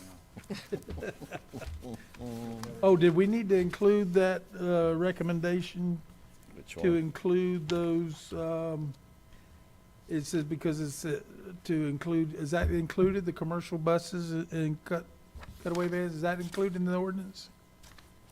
Yes, sir, those Yes, are it included is. in the Okay, ordinance. all right. Right. Okay, guys, did everyone do their homework? Didn't quite understand the Yes. assignment, but I did it. Okay. I tell you what we're gonna do. We're gonna take a 5-minute break, then we're gonna tackle this thing. And I want you to think about your homework, because what my plan is to go through this. And if you did your homework, I'm not gonna go through line by line. What we're gonna do is anything that stood out that you wanna talk about or had a concern with, I want you to bring it to the attention and we'll talk about that. Otherwise, we're gonna send it on. Okay? So let's take a 10-minute break and we'll resume at 12:18.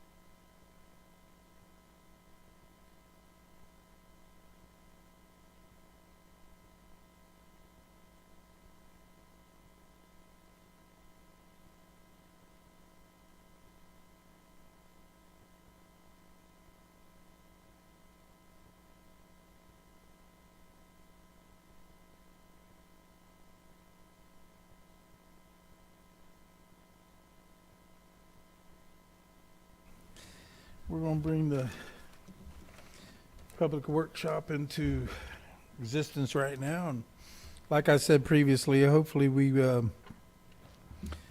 did our homework and come up with some things. Rather than go line by line and take up a lot of time, there's basically three things we're looking at here. We're looking at by right, PLDRC, or county council. Is that correct, Ms. Smith? Yes, sir. So basically what the council, or I guess what has been presented, was to take some things that does not have to go all the way to council. It can be decided at the PLDRC, and then there are some things that should be done just by right. So if you guys looked at your packet, I'll start with anyone that has any concerns or questions on any of the things before us. Did anybody have any problems? Mr. Costa? Yep. Mine all stem with regarding agricultural stuff, so, and I'm going to lump them all in together and ask the question, and maybe that answers it quickly. So I look back on page 7. So you got feedlots are required to come in front of the PLDRC. Hog farms are required to come in front of PLDRC. Dog and cat boarding is a conditional use. And then you have the boarding of horses, also PLDRC. So why those three? Why horses, hogs, and feedlots?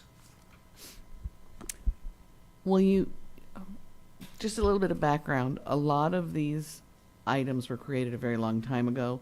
We now have laws on the books that say we don't regulate bona fide agricultural uses. So part of this exercise is anything that's a bona fide agricultural use you'll no longer see here. Other things that are not bona fide agricultural uses, we're trying to determine if it has an impact, a big impact on the neighbors, and we want to know if there should be public input on those items. All right, so then feedlots could potentially just be by right, based on correct. the acreage and the zoning that you've got listed, correct? That's one eliminated.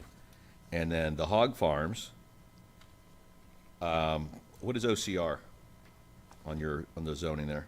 That's an Osteen zoning, a special Osteen zoning. Got it. So again, they're all basically ag uses from the hog farm standpoint. I don't see a necessity to make them go through and come in front of the PLDRC for that. If they're a bona fide ag use, they would not. If Okay. it's someone who just wants to have potbelly pigs all over the place, then perhaps that might be something that you'd want to look at. Okay, so you're saying that a hobby farm would have to come in front of the PLDRC for 4 or 5 hogs? It's your choice. That's what we're asking. Oh, that's you what you're all. asking me. Okay, I would say that, no, that should be by right. And, and being one who does or had at one point half a dozen hogs on my farm on an MH3. Same with the feedlot. And then the boarding of horses, I don't know enough about the horses and the licensing involved, So, but Mr. it kind of Costa? struck me. Just to help us, because we're trying to record this as you're doing it, so as you hit the item, if you could just tell us the page number. Oh, yeah, sorry, So we page can 2. tag it. Thanks. Page 2 of 13, boarding of horses, third from the bottom. I'm not sure what it all entails as far as the licensing there, and if that's why you have it coming in front of the PLDRC. But other than that, I would say that, again, if it's an ag process or business, that it should be by right as well. So that would be boarding the horses on page 2 of 13. Hog farms are page 6 of 13. I think those are I'm boarding houses. Oh, boarding houses. Never mind. I'm reading horses there. Okay. Did you? I read horses, right? I did too. Okay. I withdraw that one then. So it's just livestock, the feedlots, and the feedlots on page 7, and the hogs on page 6. And I think those are the only ones that I had big question marks on.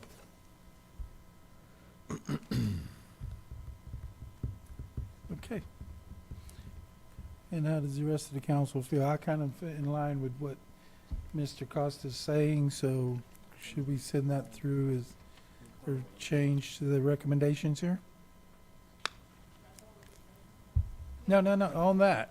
No, just on those. No, on that. I'm just talking about what he was concerned about. I'm gonna go by, I'm gonna go through each one of you. Now, if you got a concern on an issue, we're gonna go ahead and express that. Okay? Is everybody in agreement on that, or do we need to take a vote on that, or how do you wanna do this? We're good? Yeah, we're good. Okay. So can you make that notation, please? Yes, sir. Houses. Okay. Anyone else have a problem or an issue? Ms. Craig? I'm sorry, but Well, going back to the horses, now on page 4, we do have equestrian livestock event facility that is proposed as a special exception approved by PLDRC. And that's more of an event Yes. than a boarding operation. So yes, I agree. Yeah, I remember we had the dog thing up in near Osteen, if I remember right. They were doing dog training and then kind of shows, that kind of thing. So I think I think that's a good place for that to be, that it does need to have, take a look at. Because you'll have, especially with equestrian events, you're going to have lighting and noises that the neighbors will definitely want to chime in on, so. okay, Ms. Craig?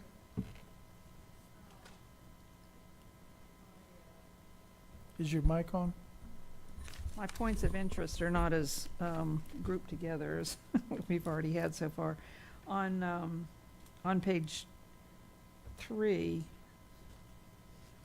having to do with temporary campsites for special events, I sort of have a problem with that as it being by right. I'd like to see a little bit more discussion of that before, I don't know if it then goes to conditional use or if it comes before this board, but I think that has the potential for disruption to the What fact page? where it needs.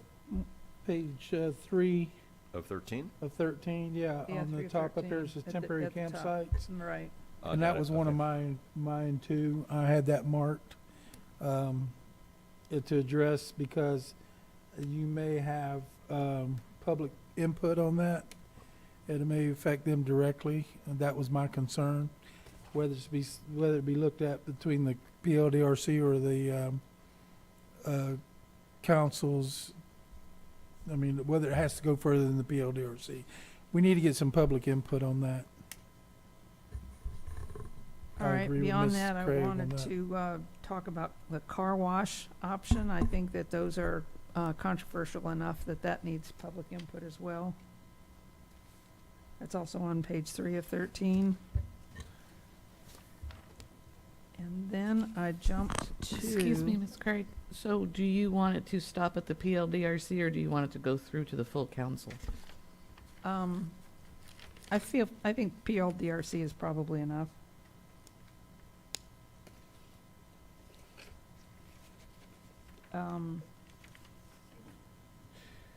Car wash?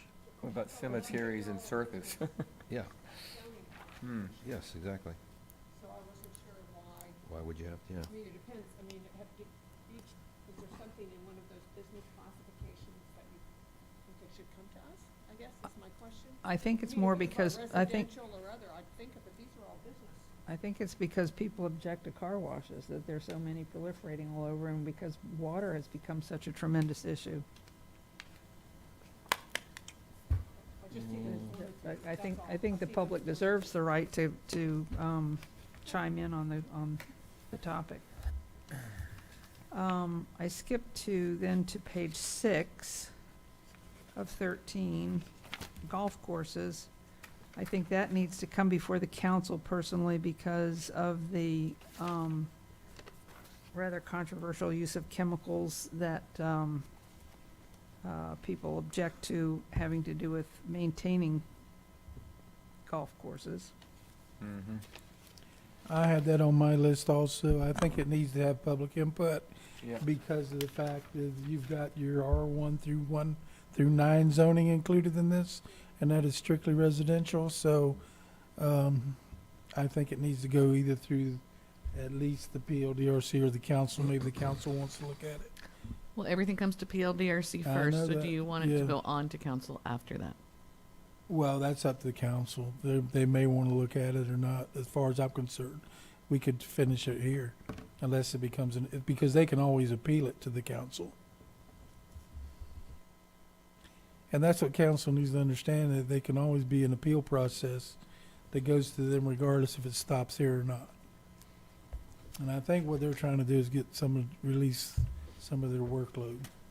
It isn't gonna make ours any different other than if we don't accept it by right, but I think that needs to be looked at also. Ms. Craig, anything else? Page 8, having to do with motocross courses, I think that needs to at least come to the PLDRC. I think that's, Which one is that? motocross courses on 8 of 13. Oh, okay. What about nightclubs? I'm sorry? I said, what about nightclubs? Yeah, that was my next one, was nightclubs. I think that's pretty controversial as well. Or and deserves- nightclubs on motocross tracks. We really need to look at that. Ooh, yeah. And a shooting range while we're at it. Yeah, exactly. And then, yeah, so nightclubs was included in that, and then also down with private clubs, I'm kind of questioning that terminology. Does it need some kind of definition of what a private club is? Can we just go back to nightclubs, please? Are you talking Sure. PLDRC, or do you want that to go on to council? I think PLDRC.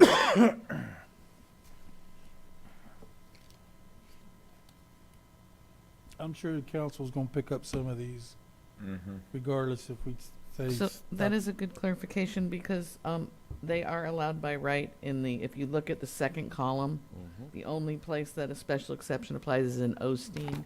And so we were proposing to just have a more of a consistency in the reviews. Is that the motocross? Nope, the nightclubs. No, the nightclubs. So what are you saying about that? I'm sorry.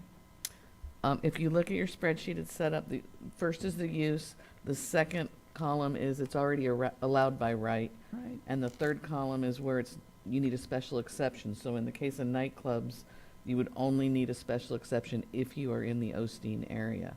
Everywhere else, it's by right. I don't, okay. In that case, I don't know. I don't know how restrictive things are at Osteen.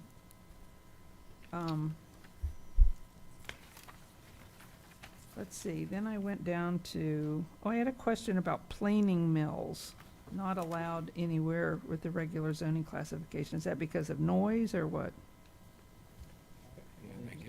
That's on Make it page loud. 9 of 13. That's just for my own knowledge. I'm sorry, can you repeat that?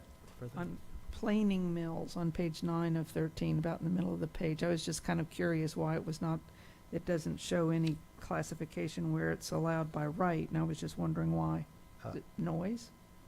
I think it's just because it's one of those uses that, have to go through a special exception, or at least Oh, it was okay, back in the day. okay, all right. Certain uses, are are not allowed by right. It needs to go through some process. Okay. all right.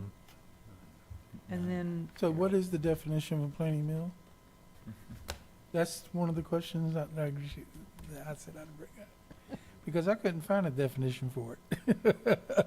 I actually forgot to bring my dictionary, but imagination go our on rule that one. actually says in the event that something is not defined, you use Webster's 11th Collegiate Edition dictionary for the terms. Does that include Google?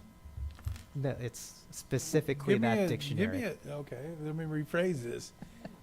Give me an example of a planing mill. Why do we Why have is it this? even in there? I was curious about the circus. Is what? headquarters. There's a circus headquarters one that I thought was kind of humorous. Well, I'm talking about the planing mills. Yeah, The planing mill is where lumber is brought to be cut. Right. And that does get loud, real loud. I would think. Yeah, but it's on agriculture. We passed something like that on Route 40 a couple of months ago, right? Well, actually, there's several. Yeah, it goes in hand with the sawmills, Yeah, basically. yeah. It's a Yeah. One off secondary of Hazen function of a Road out sawmill. there. Okay. You don't want to leave that by right? I'd leave it by right, yeah. Yeah, I'm gonna Yeah. leave Because that of the by zoning that they're on, for sure. right, yeah. I just need to get an idea of what it was. I'm trying to figure out how many drive-in theaters we have in And what was your other one, Ms. Craig? You need to bring one back. Coming back. Pulp and paper manufacturers. What page? That's on 10 of 13. I think that should go to the council. I've been around paper manufacturing, and it's a nasty process. But what it is, it's Special industrial, Right, I-2. okay. So, I mean, I understand where you're coming, but it's already got a pretty strict designation on the zoning. Okay. It's just the industrial there. I didn't have an issue with that.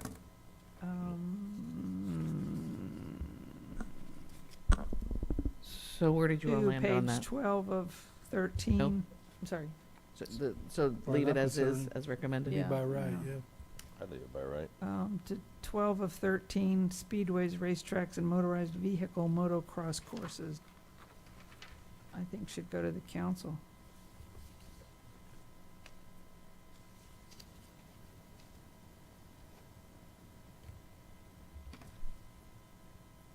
You don't think you could create a good enough judgment to make a decision on that? On which line is that? I think because. Speedway's on page Because of 12. public input Twelve. being so important, Bottom I of don't know page. that we provide enough of a platform for people to. I'll be honest with you, we get more public participation here than the council does because they don't know when that's coming up on the agenda. Well, that's And, true. and their meetings are pretty lengthy. I think we get a lot of public participation on a lot of this stuff. Well, then let's leave it as is. Okay, as long as it's looked at, that's my concern. And obviously it will be, it'll be looked at here. And if we made a decision that it's not contrary to what they want, they've always got the opportunity to appeal it to the council. That's the end of my list. Okay. Anyone else? Okay, okay. I did think it was interesting that county council wants us to be the ones in charge of the controversial special exceptions.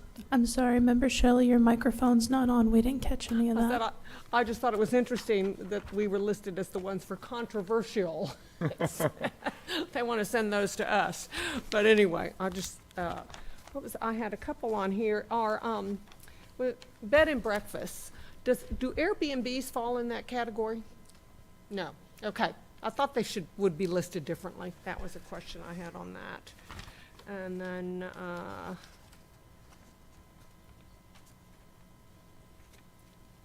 okay, conditionally, perfect, okay.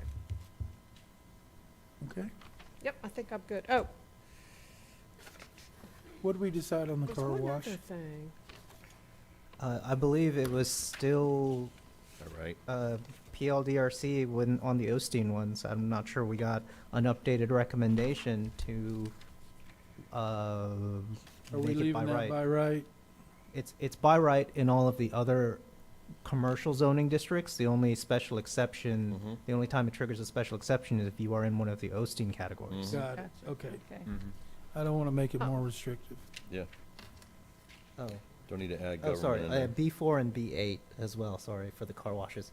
So we decided that those were going to go to PLDRC for B4 and B8. What was? Before B8, car wash. Car washes Car would wash. go to PLDRC if they're in the B4 and B8 and Osteen categories.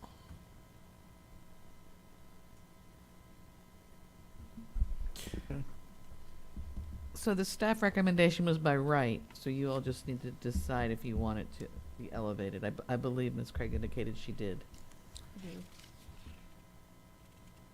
Okay. Everybody agrees on that? Hang on. Trying to find the Mr. Costa, did you? the definition, the difference between the B4 and the Yeah, and the it's B5. I mean, zoning you were already splitting. there. Heavy commercial is B5, B4 is office space. I mean, The B4 biggest is general difference is commercial, overnight B5 is parking. heavy commercial. Things like Yeah. contractor storage yards. places Between you're 4 and parking 5 from. is overnight parking? That's 5, yeah. B4, Something we like would that, not yeah. allow the overnight parking. And then what about between 8 and 6? B8 and B6? B8 is your tourist zoning district. Got it. So that's where your hotel motels, hotels, And your car washes for your tourists are gonna be. Exactly. Yeah, I don't see that we need to, I mean, that's my opinion. I don't see that we need to add another layer of government there for something that's already got a special exception. It's still gotta pass muster through permitting anyway, so. Yeah, it's got to As go far through as location permitting and and meet the setback and- setbacks, Yep. water retention, DEP. Mm-hmm. It's got to go through all that. Mm-hmm. Yep. Then I'd say go- leave I'll as go is. on with leaving it as is then. Okay, we're going to leave it as is. All right. Yeah, and the county, yeah. By Car right. wash, Mhm. By right? Yep. by right. Okay, I'm going to run through my list real quick. Cluster and zero lot line subdivisions, you've got in Page. here by right. It's Page. page 3 Yeah, of 13. more order. Mm-hmm. Cluster, zero I'm in lot with- line I'm and with you. subdivisions, you've got that, where it's by right in certain, and then you wanted to put it into rural residential? That reflects how it is existing. So anyone can do a cluster subdivision as long as they're in R1, 1 through 4, 6, MH, OMB. Oh, it's the only time you would need a special exception if they were in rural residential to do a cluster or zero lot line. So the proposal is to treat it all the same and have it by right even in the rural residential zoning district. Oh, I was misunderstanding. But yet, the rural residential has a larger setback than residential. And on a normal permitting process. We'll see it during the And this is where I have an issue all the time. Yeah, so the cluster subdivision allows, they would still have to apply the setbacks. What you can do is you can shrink the minimum lot size, and in exchange, you put the balance of that into basically a common area. So, to avoid impacts to sensitive features such as wetlands, we Well, shrink the quite minimum frankly, lot these size. zero lot line subdivisions, I'd rather see go to a PUD than anything, and not just get by right by having the zoning. Yeah. So how do I address that? That's a larger change. Yeah. We can, Whenever you go to a zero lot line, I'd rather see that in a PUD. This one here was a community residential homes. Mine too. Community residential homes, that covers a pretty broad area, does it not? Community residential homes? Yeah, I know. And is the Osteen area, is this all Osteen right here? Mm-hmm. Currently, they only require a special exception in Osteen, correct? Really? And it's by right in other zonings? I know that you've seen a veterans facility, a veterans house. I understand came that, but I in, also so- see, what I also see is The rehabs rehab homes. being, Right. being brought into residential communities. We'll go back and we'll look and confirm that one. Yeah, I wish you would, because these community residential homes, Yeah. I believe you have to have a special exception in even on ag property on those. I think, I'm not sure, but I think. Okay, so you gonna look at that one? Yes. Okay. I know they always cause people to show up. Daycare centers, you've added a whole lot of zonings in here, pretty much every zoning out there to put a daycare. And my concern is not that I have an issue with putting a daycare there, but I believe the public should have an ability to put input into that. If it's going into my neighborhood, I want to know what kind, who's facilitating it. There's a lot of things that need to be known on the daycare. I mean, that's my opinion. I don't know how the rest of everybody feels, but I think it needs to be looked at and have public input. I'd agree with PLDRC or council, or both. As far as I'm concerned, it stops here, as Okay. far as I'm concerned. Okay? So some daycares, I think we are preempted by statute. Let me find out what it is. I think I want to say 10. 10 or less, right? Yeah, I'll need to check on that one. So essentially, we would be talking about. Bigger operations. Well, this is what I'm saying. It needs to be looked at. And, 10 or less, if by statute, it's by statute. But anything above 10, we need to take a look at it or somebody does, and at least have public input on where it's going. So, when was the last time it was updated? So we've got, we'll take a look at it. I'll need to see how it compares of whether or not we're preempted on this particular aspect, which is why, you know, it's a use allowed by right in residential zoning districts. But we'll take a closer look at that particular aspect. There is a definite preemption. It's 125.0109, and it's basically saying that the operation of a residence as a family daycare home, as defined by law, registered and licensed with DCF, shall constitute a valid residential use for purposes of any local zoning regulation. And no such regulation shall require the owner or operator of such family daycare home to obtain any special exemption or use permit or waiver, or to pay any special fee in excess of $50 to operate in an area zoned for residential use. So we're gonna have to play with that preemption aspect to see if, you know, what we can do with it. It all relates back to the licensing and the definition of family daycare home to see, you know, what trips that. I believe it is 10 or less is the family daycare home. But in retrospect too, on other zonings, you're talking about residential, but in other zonings, you could have a topless joint. You don't want to put a daycare beside it. And the zoning could be correct. Got it? Yep. Okay. Smiling. Okay. We won't go there. Okay. That was on page 4, by the way. Okay, moving to page 5. You've got, right here, stormwater retention ponds for which permit is required by zoning ordinance. And you're wanting to do it by right. And here's I think I made my point this morning on these retention ponds where they're putting in, when we look at the topography maps, and knowing that it's going to be an issue, doesn't take a hydrologist to figure that out. And so we go in there and we're doing it, letting them put it in by right without looking at where, with a conceptual plan of where it's going.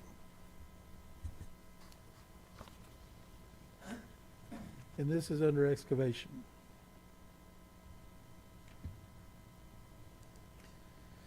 It goes under final plan review of the zoning ordinance. Does this not need to be looked at? So just a clarification, this is for stormwater ponds that are sited on their own parcel. It's not part of subdivisions. We require the stormwater ponds for subdivisions to be put on those same parcels. So it would be if someone, for some reason, wanted to do a pond on its own parcel with no other infrastructure. Got it. All right, we'll leave it by right. As long as that we cover, it's not included in the subdivisions. Okay, the other one on page 6 was your hotels and motels. You added it in, there's by right, but you added B4 into that equation. Is the zoning allowing hotels and motels in B4? It's currently allowing it by special exception. Only. Only. So if you wanted to do a hotel motel in your general commercial, you'd have to go through PLDRC and council. In the B4? Yes, currently. And that's what we're doing, we're just looking at B4, correct? Yes. Okay, we can add that into the by right. I mean, as far as I'm concerned. Okay. Just need to get clarification on some. And I think we talked about the motocross. What did we decide on that? Public input. So we're going to PLDRC on that. Now, Do you we're want talking about bicycle only, guys, on this one, not motorcycles, not motorized vehicles. Motocross course is bicycle only. But there's two B4. separate ones there. Motocross course is an A2 by right.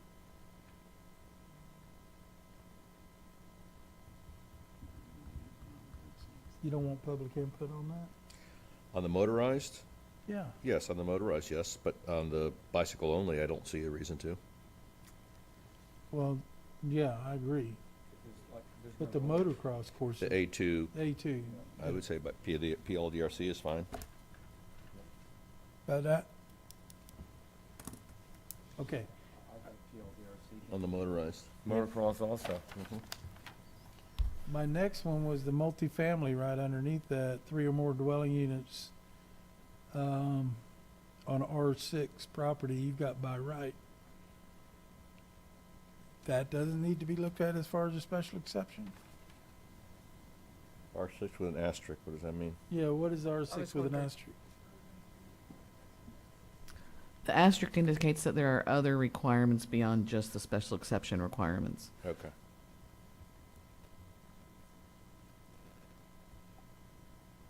Okay. So what do you want to leave it by right, folks? Okay. A little less paperwork, right? Yep. Okay. As long as there's other requirements to be looked at. Okay, page 10. Public utility use of structures. And you putting in here by right on all those zonings. And I believe the public should have an ability to make and have public input on this, whether it be through the PLDRC or the council, strictly because if a utility wants to put in a lift station or something in the right of way next to my home, I'm gonna raise hell. Okay? I don't want it. PLDRC only? It doesn't matter as long as the public has input. Now, there are some public utilities, electric substations, for example, where we are preempted. You know, we have I'm to allow them. concerned about them. All right. I'm not concerned about them. I'm concerned about more so the sanitary sewer than I am any of the others.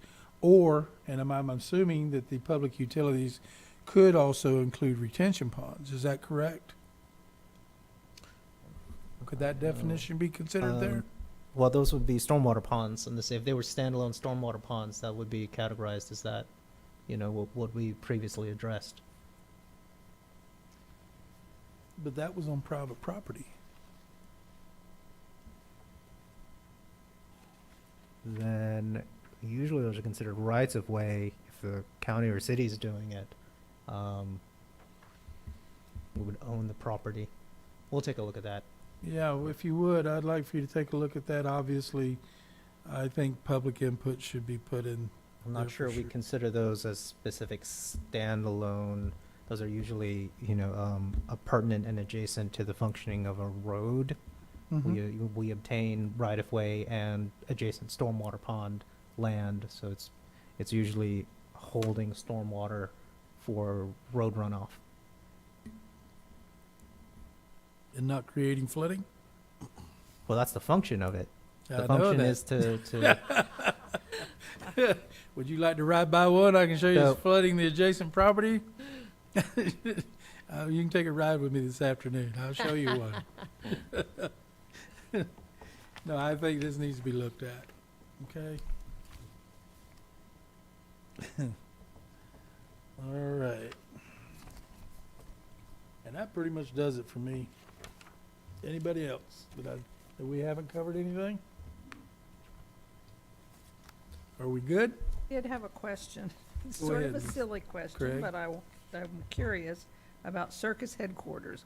Why do we have circus headquarters as a designation? I think Volusia County used to have a big Yeah, circus. Ringling Brothers, this used to be the winter home Does for it, but Ringling does Brothers. it still yeah. exist? Oh, my goodness. Right out there at the train station on Old New York. But does it still Oh, exist? wow. Yeah, that's why it's in there. Huh. We had elephants and everything else living out there. Wow. Yeah. Tigers and Before elephants. me. Went the way of drive-in theaters. I had another Those need question. to come back. I had another question that really doesn't have to do with the Those were staff fun. recommendations, but it just, out of curiosity about the communication towers. One of the things that it talked about was the tower-to-tower spacing, and it had 0 feet for camouflaged towers. And I was wondering if that was correct?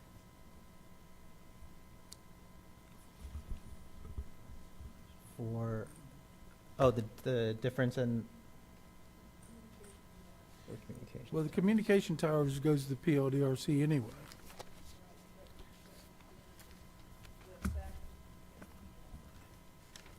And it's from my understanding, and Mr. Sawyer can correct me if I'm wrong, we can't enforce them to camouflage that tower anyway, right? Because I know one that was put in and they said they were gonna put a flag on it, American flag on it, and that hasn't been done yet, and that's been about 8 years ago. No, well, it was. We it was don't part of have the a approval. requirement to make them camouflaged. There are certain provisions under the federal law where, you know, if you have a camouflage type tower, it puts a restriction on the height of the antenna that you can put on that camouflage tower. Usually you see these as, you know, they describe them as like monopines. So you have a giant 300-foot tall pine tree or something that kind of tries to look like that. But really, realistically, the camouflage towers are they try to incorporate it into the structure of the building so it doesn't look like a tower antenna. It kind of looks like something else. So it's more of an aesthetic type analysis. Okay, and with our skydivers and low-flying planes around here, we don't want it too camouflaged. Okay. I have a question. Yes, sir. Yeah, anything that we are talking about that might change, if somebody is already in that, they're grandfathered in and they won't have to be, or if somebody buys their operation, do they have to come before the PLDRC, for example? Is it We have a vested rights provision for anything unaddressed. Okay. So if someone has a valid construction plan permit or anything like that, we would, they can make an argument that they're vested in that particular aspect, and they can always appeal to council or file. We've got a vested rights determination provision for specific uses that they demonstrate that they detrimentally relied by the expenditures of funds on the way our zoning code works. And they've got, plans and they've expended money to get it underway. And then we change the code on them. This happens regularly. Well, not regularly, but our code has built in provisions to allow for someone to claim vested rights when they're in the middle of a process and still work under the previous code. I will say this, everything we've talked about today is already a special exception. Mm-hmm. Yeah. And it already has to either come before PLDRC Right. and the county council.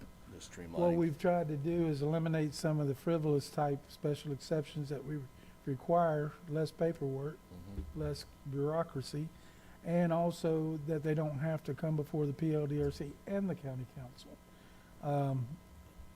Even though this could go to the county council, and they may want to see some of the things we've got listed for the PLDRC, which is their prerogative to do so. Well, I have a question for staff. Let me reverse the role here. Of all of these that are in here, which ones gave you the most heartburn? Good question. Paolo said animals. Anything having to do with animals is usually very controversial. Wow. Animals? Backyard chickens, kennels, or equestrian facilities. Right. You throw an animal in there, suddenly everyone cares. Wow. Interesting. I'm gonna throw this at you. I would love to have a conversation with some of these ordinances we have in place. In your RR zoning, you passed an ordinance, you're allowed 100 chickens, correct? I think it's up to, and then you have to go through a permit. Right, up to 100 chickens. You build a chicken coop bigger than 10 by 10, you got to pull a building permit for that chicken coop. Yes. Oh, because you're not a farm. Yes, yes. Yes, you You're do. a structure. What in the world are we making somebody to house 100 chickens? We're allowing them to have the 100 chickens, but we want them to have a building permit.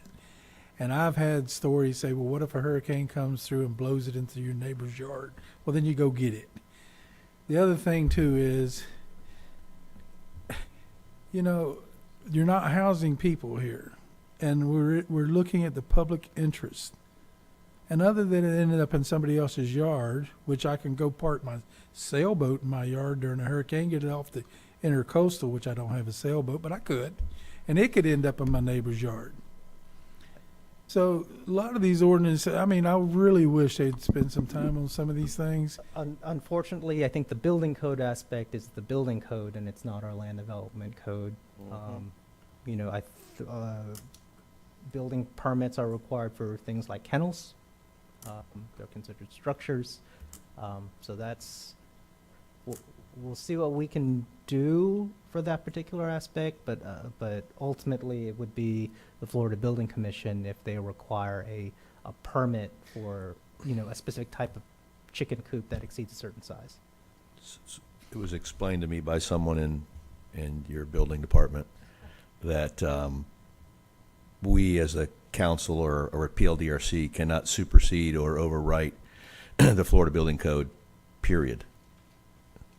That Yes. we can't make any kind of a special exception to whatever is in that code book. Yes. Is that correct? Because I was challenging on an issue with height requirements in barns, but it was basically, in no uncertain terms, was boom, black and white. Yes, the Florida Building Code, especially the technical requirements, they take their own path.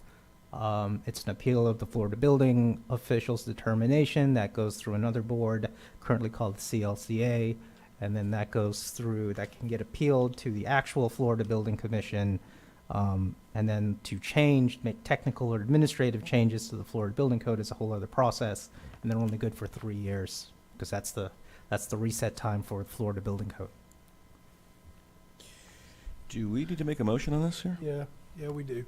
We're gonna have to, because we need to forward to the county council a recommendation of approval to amend the zoning ordinance and review as with the changes that we've made, correct?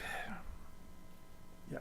So Okay. I'll accept one of those All right, motions now. I'll make a motion on case 023-010 that we forward to the county council a recommendation of approval to amend the zoning ordinance for review of special exceptions as identified during the PLDRC workshop on March 21st, 2024, with the changes that we so made. Do we have to, we don't have to lift all those? No, they Second. got the changes. They were taking notes. It's all done.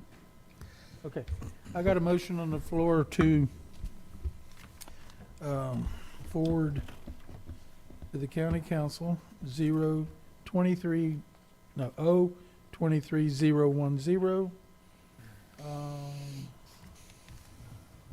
to county council the recommendation of approval to amend the zoning ordinance for review of special exceptions identified during the PLDRC workshop on March 21st, 2024. From Mr. Costa and a second from Ms. Shelley. Any discussion on the motion? All those in favor signify by saying aye. Aye. Any opposed? Motion carries unanimously. And Mr. Chair, that recommendation is going to the, having a growth management workshop on April 30th. What the county council is, for them to discuss both your recommendation as well as other things related to growth management. Ultimately, this list will come back to you in ordinance form, strike through underline, which will give you and the public another shot at the changes. Okay. Oh, I have no idea. I'm not going to actually be here during that workshop that they're going to be having. Would anybody like to go and answer any questions they may have of the PLDRC? April 30th. April 30th, starting at 3 p.m. Do I want to go? in here. Yeah, Yes. well, 3:30. I was going to appoint you. I think we should appoint Mr. Costa to go. I believe they have it scheduled specifically as a workshop for discussion by the county council itself. Yeah. It's not a special meeting, so they may open it up for the public, but they may not. It's a workshop amongst Well, themselves. hopefully they've listened to our discussion today, and if they've got any questions, they can bring them forward before their workshop. I think we've been pretty self-explanatory a lot of things, I mean, they may want to take it further than just the PLDRC. I know it's hard to give up authority sometimes, but but they may, but that's their right. That's their right to do so. So, anyway, do we have any other staff items? No, sir. Do we have any commission comments? Hearing none. We have any press and citizen comments? This meeting is adjourned. And we got out of here about 1 o'clock.